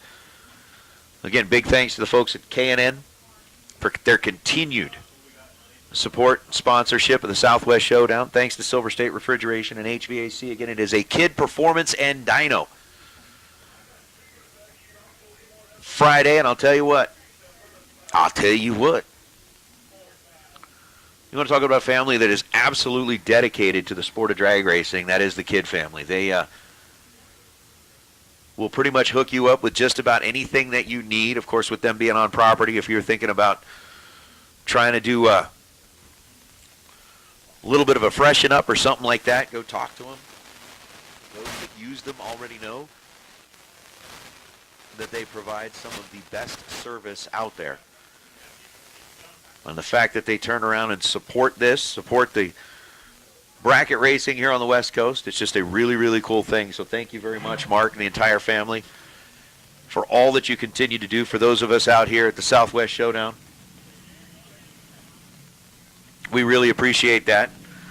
Again, we got Hughes Performance Saturday coming up. And then Sunday, the Mosier Engineering, big, now doubled up purses. That's going to be great. And the fact that, really kind of as you look at this, we will probably be wrapping up racing right about the time that,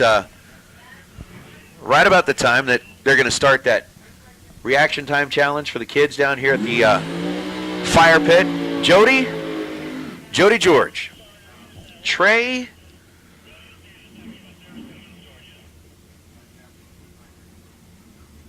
down to the final two door cars. That's kind of where he's at.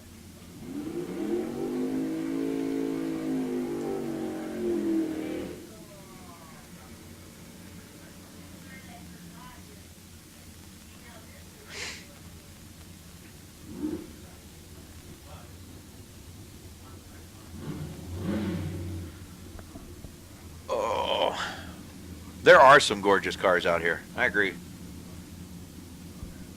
I heard Ryan Gleghorn kind of mention that. He's like,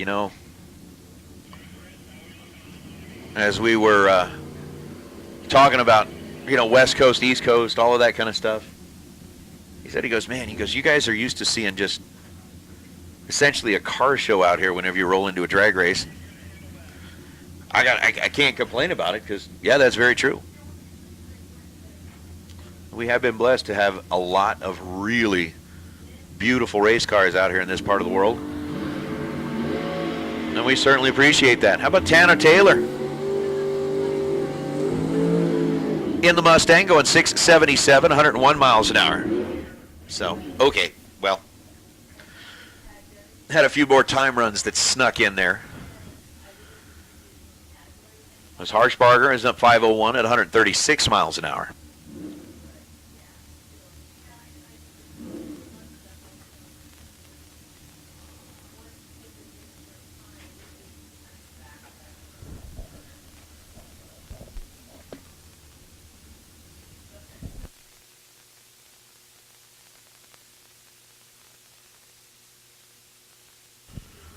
All right, we are missing one.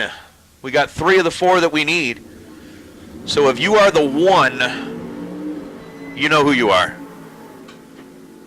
You absolutely know who you are. You're like, let's see here. I made my way into like the final 4, and they said there's 3 of them already there. Oh, that might be me.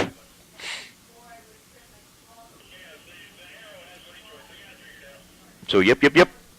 Uh-huh.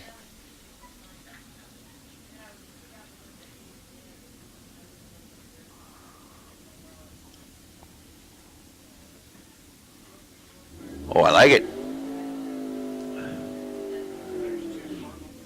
Jeff Broussard.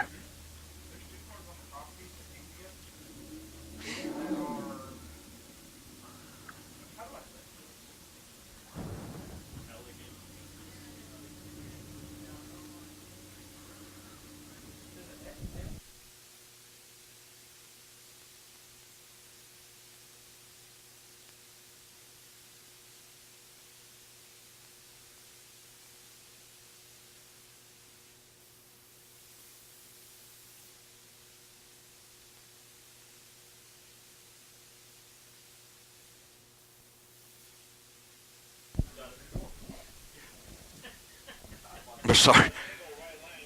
Broussard is 008, 628.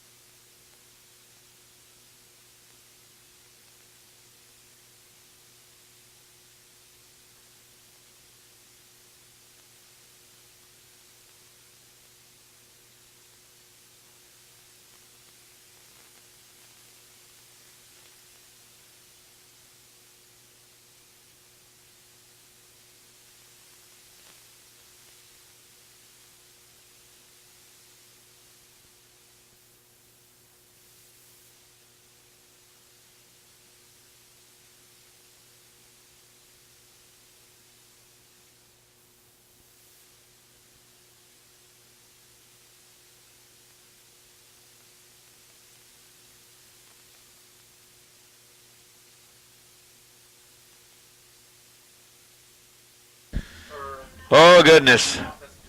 Oh, goodness.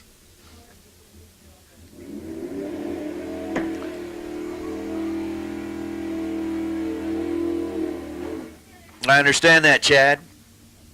Rolling in here. The sun drops. The temp drops.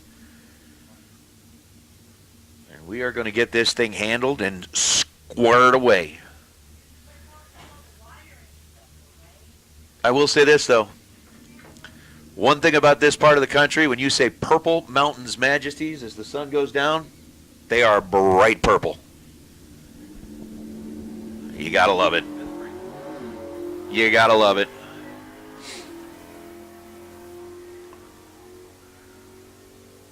.741, 89 miles an hour. Now, from what I've been told, that actually is the last test and tune before we get into our last two door cars and last two dragsters.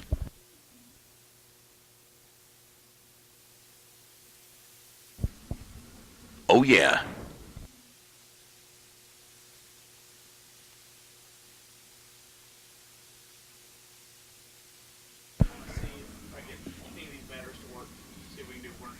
Keith Downing and Trey Summers, the last two door cars that have made their way through the field.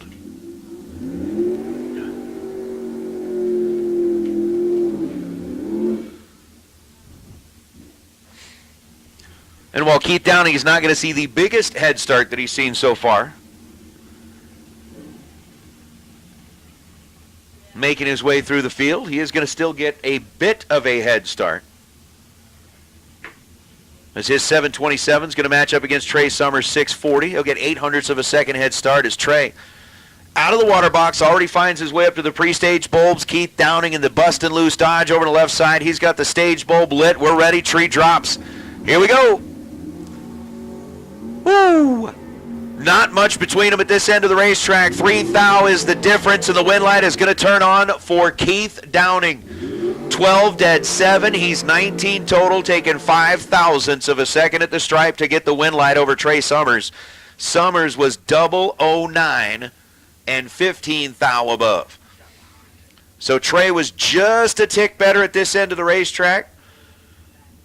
Gets behind down at the finish line, and Keith Downing lights up the scoreboard as he is dead on 7 and will be the representative on the door car side.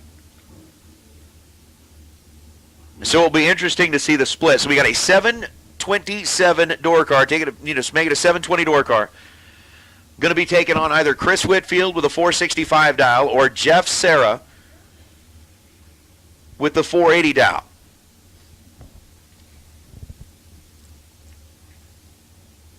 Whitfield had like his worst light of the shootout last round at like 17. And Jeff Serra has been like, what was he, 3 total in one round? Come on. Really?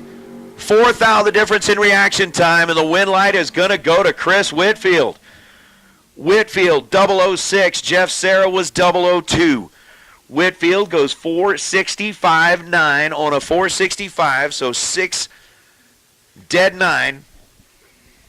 And behind 200 at the finish line, Jeff Serra was 002, 200 ahead at the stripe, and goes 479.3 to break out 7 thousandths of a second. So it's going to be Chris Whitfield out of Colorado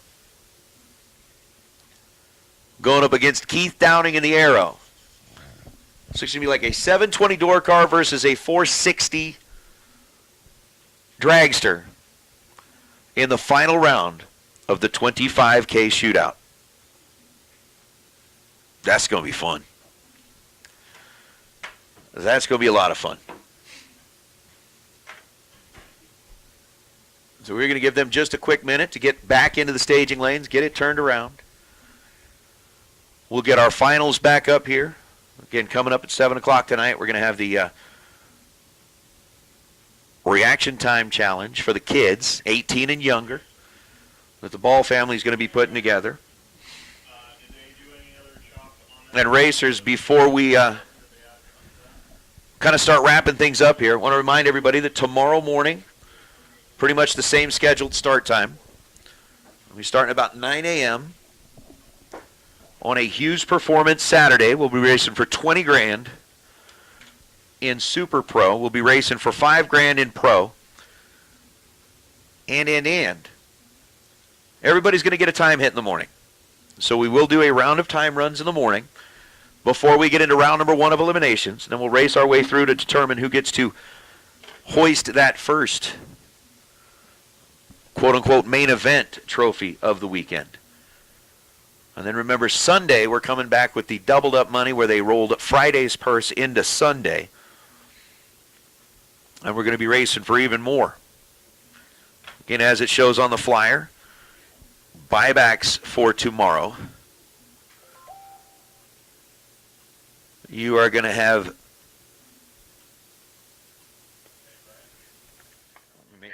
Damn it, Jody. I blame you.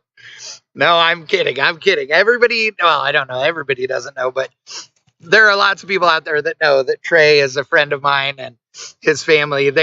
We all SoCal racers together, and him and his wife Shelby are here, and Shelby's been standing by the fence right here, and we've been yelling and screaming and cheering him on and everything. And so, man, that sucks that Trey didn't make it into the final, but to be in the last pair of door cars, pretty awesome. Great way to start the weekend. And as I told her, there's 60 other guys who do not feel bad that he lost in the final 4.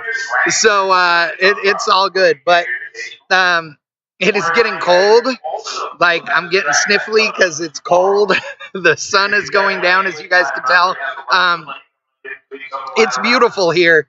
I have to tell you, like, Tucson is not the like, I never drove through Tucson and went, ooh, it's beautiful, right? And really, Phoenix, same way, right? You go north of Phoenix, you get into some really gorgeous desert areas and stuff. But out here is like really scrubby desert, right? So the landscape, I mean, if you're into deserts, the landscape's great, but if you're not, it's not the landscape that's cool, although there are a lot of cactus, but dude, the sunsets, the sunrises, the way the shadows go across the land out here is beautiful. So, if you haven't been in the Western states, you're missing out. Go on vacation. I can't remember the exact number, but it's literally like 80% or something like that of the national parks in the United States are in the Western states, and that's because they look awesome. So anyway, if you get the chance to do a road trip, across the country and go see some of these cool places, if you live in the Midwest, a great loop is to just like head south go through, dip down here and go through Arizona, and then and New Mexico area. First hit New Mexico, then Arizona, and then work your way north, and you can go through Nevada or Utah and Nevada, and all of that as well. And then God, you head up to Yellowstone. It's beautiful. There's all kinds of cool ways to go up here. So, but yeah, it is getting chilly. We're waiting on the final 2 cars. I want to thank Silver State Refrigeration and HVAC again for being the presenting sponsor for our travel here this weekend. So thank you so much to those guys. As always, thank you to Holley and all the Holley brands. If you're looking for great parts for your hot rods, street rod, muscle car, driver, whatever, or race car, Holley's got what you need with 72 brands now, I believe it is, under the Holley banner. Also, if you're looking for some killer events to attend this year, LS Fest West in Las Vegas is coming up soon, and shortly after is going to be LS Fest Texas, which is going to be held at Texas Motor Speedway for the 2nd year in a row. They moved it up, so it's earlier in the year and a cooler time of the year, hopefully. So we will definitely see you guys there as the voice of all of Holley's events. I'm looking forward to 2023 as we have more events than ever before. We're looking forward to a great year, obviously, at Bowling Green, Kentucky, where we're going to have the original LS Fest, which has now been, dubbed LS Fest East. So LS Fest, Mo Party, and Intergalactic Ford Festival, or Ford Fest as we call it, which is part of the NMRA finals. It's a great event as well. And those events happen in September and October. So it's like the second weekend in September, and then is LS Fest, and then the third weekend is Mo Party, and then one weekend off, and then the first weekend in October is Ford Fest. So check it out. You can go to holley.com events, and you can look at everything, and you can register and come hang out. Remember, tickets are sold online only now. So, come join us, hang out. We have bitch and burnout contests. Dude, Mo Party has a mullet contest. It's rad. There's all kinds of great stuff. So, definitely head on out and see us at these events. It would be great to see you guys and definitely say hi. I've had some messages today. Nate's giving a, oh, I froze up for a second there. Whoa. That was weird. All right, Nate was just doing a mic check there. So anyway, what was I going to say? Oh, I've been getting messages about t-shirts. If you don't watch, every other Tuesday, I do a podcast called Beards, Burnouts, and Beer with Lyle Barnett and a myriad of guests, and it is fun. Also, every other Thursday, we do Power Shift, which is our OG Bang Shift podcast that started before anybody did podcasts. Like way, like 13 years ago started, like forever. And it's super fun. We always have a great group of people on there. Usually Crosby and McTaggart is always there. Wickman is there. Charles Wickham sometimes. We have a great time. As Barnes says, way back. Literally before anybody was doing it. When the only podcasts that existed were audio only, and when nobody in the car world was doing them. So it was cool. We did them for years, me and Loans, and now it's me and McTaggart and Crosby in the gang. So we have some great ones. They will soon be up and available wherever you get podcasts. We have just been doing them on YouTube and Facebook up until now, but you can go to the Bang Shift YouTube channel and you can look them all up. I will actually put them all on a playlist, so that makes it easy. And those podcasts are all very interactive because they're live. So you guys are chatting, and we see the chat, and we answer them, and we laugh, and we put your comments up on the screen. It's great. So, anyway, we do the Beards, Burnouts, and Beer podcast, we are doing a t-shirt sale for that. We're doing a pre-sale only. It's a pre-order. And the shirts are awesome. They have our new logo on them. They're great. They are going to be a one-time only. So this order, there will be a special thing that will be a surprise to you that will be on these shirts that will never be on another shirt. And so when you buy one of these, it's going to be great. So everybody will know you're OG because you have one of these, right? So they're $22 to $25 depending on the size. And obviously if you order a bunch of them, and then the shipping is cheaper per shirt. So have them all come to your buddy's house or your house and hand them out to your friends, whatever. Anyway, email me, email me beards, burnouts, and beer at gmail.com with your size and the quantity that you want. We will reply to you this next week with to confirm your order and giving you a way to pay. Okay. And you will pay then ahead. We're going to get them printed and then we will ship them all out. The logo is being digitized right now also for hats. Literally yesterday it was being digitized. So we will be sending out, when we send you your order confirmation, we'll send you a thing and says, hey, do you want to add a hat to your order or not?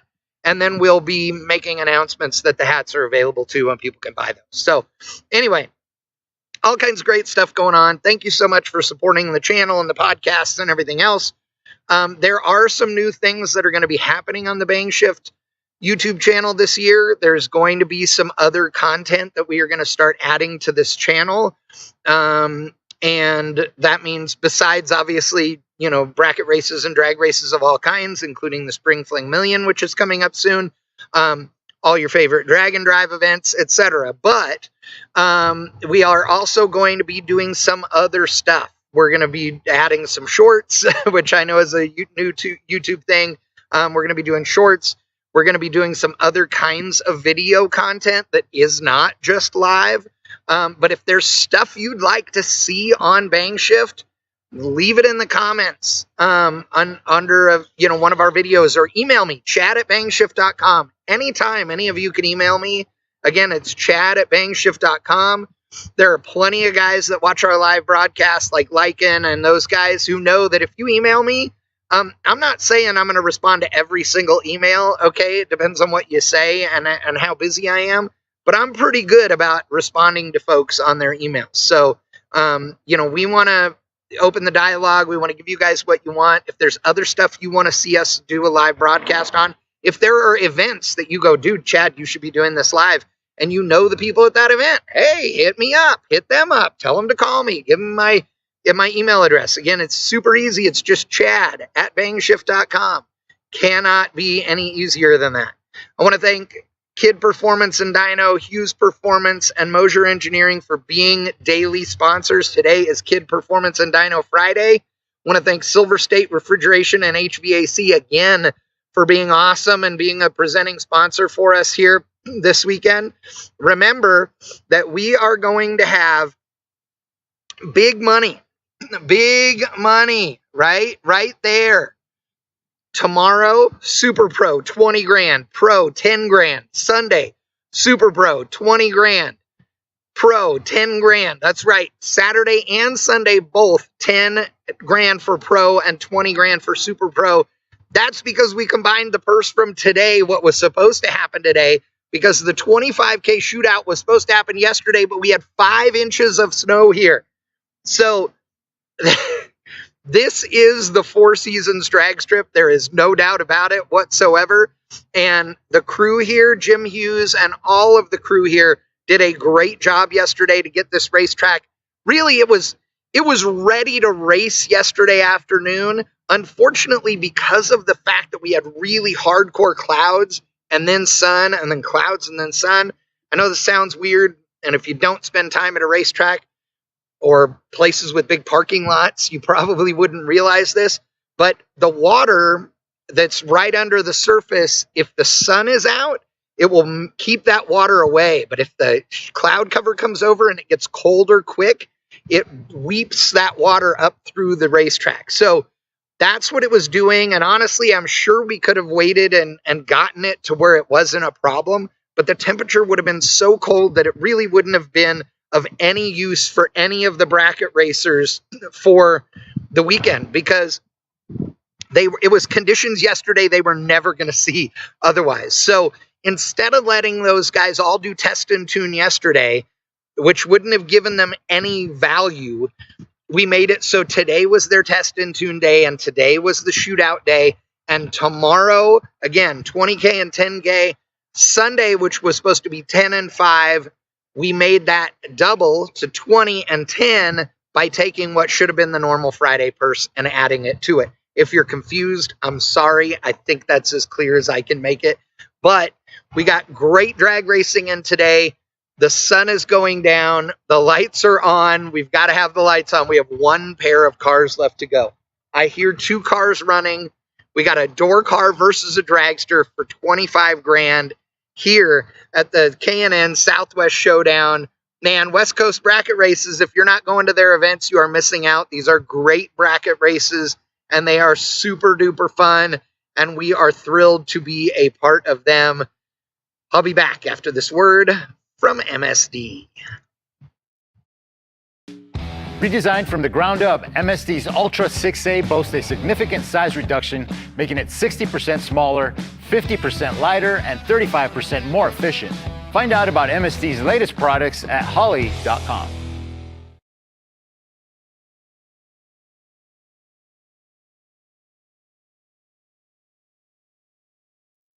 Okay, according to Chad Simonton, we are waiting for Whitfield. And that he just rolled up to the front of the lanes right now. So if that is true, ladies, I believe he is right. I'm looking in my camera that you cannot see. I believe we are about to go racing. So ladies and gentlemen, this is going to be the final pair we show going down the racetrack. Tonight is a kids event that's going to be cool. That is going to be kids doing a reaction time contest on the starting line. We are not going to live stream that. I'm going to go pick up some other supplies, get stuff ready for tomorrow, and we will be live tomorrow morning, I believe, at 10 a.m. local time. And so we'll see you then tomorrow, Saturday, here at the Southwest Showdown. In the meantime, it is time for the final round of the 25K Friday 64 car shootout.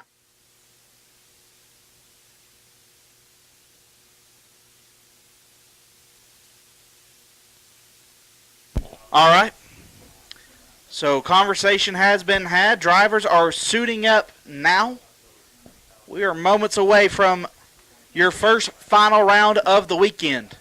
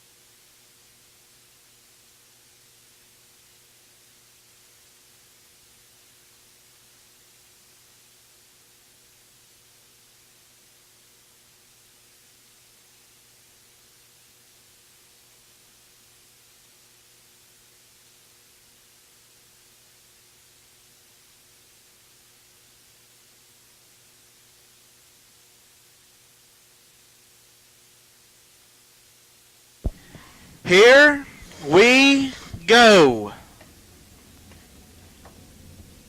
Last pass of the night. Your $25,000 final round. Getting ready to come at you.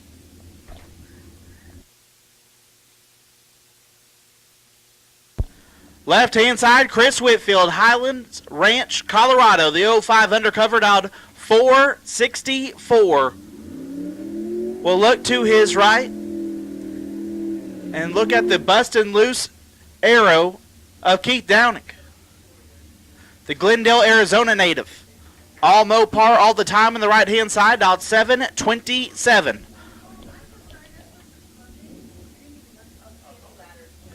Door car versus Dragster, Colorado versus Arizona. Final round for $25,000. Biggest payday on the weekend.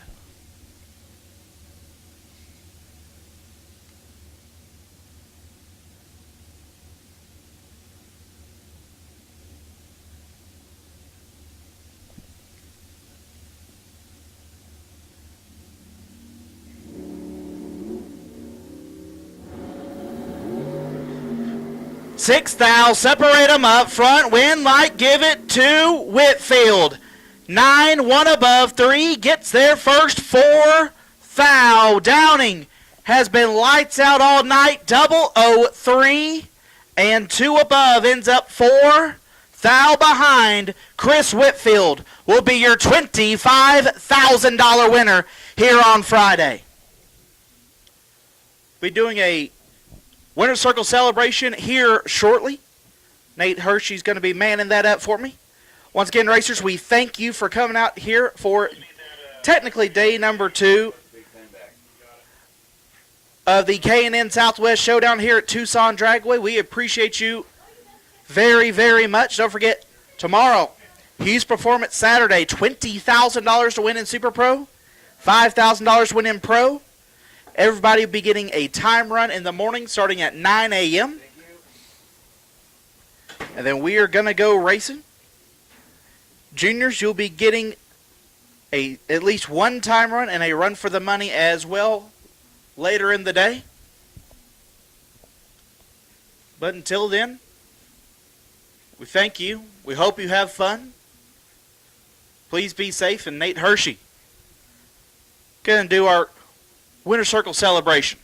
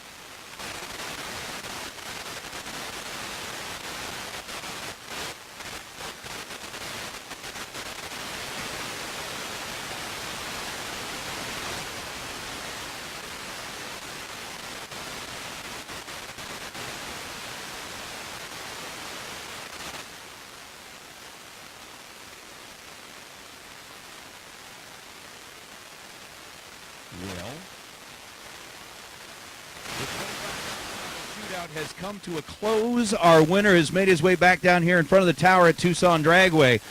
And for the second time on a big money shootout here at the Southwest Showdown, Chris Whitfield has found himself the last man standing. Chris, tell me a little bit about your day. How does it feel, brother, to be standing here collecting a big check for $25,000? It's a little bit surreal, to be honest with you. Today was the first pass down the racetrack since last October. So to end up here in the final and to get a win, I'm still taking it in. Well, I'll tell you what the rest of us are taking in were your lights throughout the event. I mean, you started off during the time you were perfect, came back pretty well. I think your worst light of the whole deal was like 17. You just locked it in, man. I got away with one somewhere midway through the race. I think it was 27 or somewhere. But other than that's going to be one of my big focuses coming into this season is, I've always been comfortable in that 8 to 12 range. Out of the box. I'm trying to go for that and really make it hard on the guy in the other lane, and so far it's worked out. I was going to say, your plan worked out perfectly today. You were in that mid-double O range and made it really hard. One guy in the matter of fact made it almost near impossible on that guy in the other lane. But man, $25,000, and it's just the first day. We've got a couple of big money days rolling in here. What does the rest of the weekend hold in store for you? We're racing on house money now, so the pressure's off. It's just about going out there and executing. I'll tell you what, Chris is standing right here. He's got the big check for $25,000 and has got that custom-made trophy, $25,000, 64-car shootout from the folks at Theobald's. That is a gorgeous trophy, and I'm sure it's going to look good on your shelf. Beautiful, beautiful trophy. Proud to have one. Like I said, this is the second time we've been in the winner's circle for the shootout. It's an honor. Thanks, Chris, for putting on an amazing race. All the sponsors that make this possible. It's like I said, it's an honor. Well, congratulations. How about a big round of applause for Chris Whitfield, your $25,000 shootout, standing here in the winner's circle. We're going to get some photos taken care of. Racers, remember, tomorrow morning, we're going to get started at 9 a.m. We're going to start off with a round of time runs for everybody. We'll get into eliminations. We're going to have some junior dragsters on track as well with a time run and a run for the money.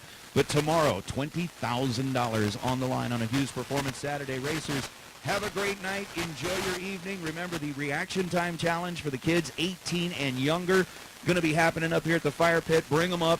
Thank you very much to the Ball family for putting that on. But for you who are going to be hanging out with us here tonight, be safe. Enjoy your evening. We're going to be signing off until tomorrow morning. For Ryan Gleghorn, for the entire crew at West Coast Bracket Races, bringing you the Southwest Showdown, and for everybody here at Tucson Raceway, racers, have a great evening. I'm Nate Hershey. Good night.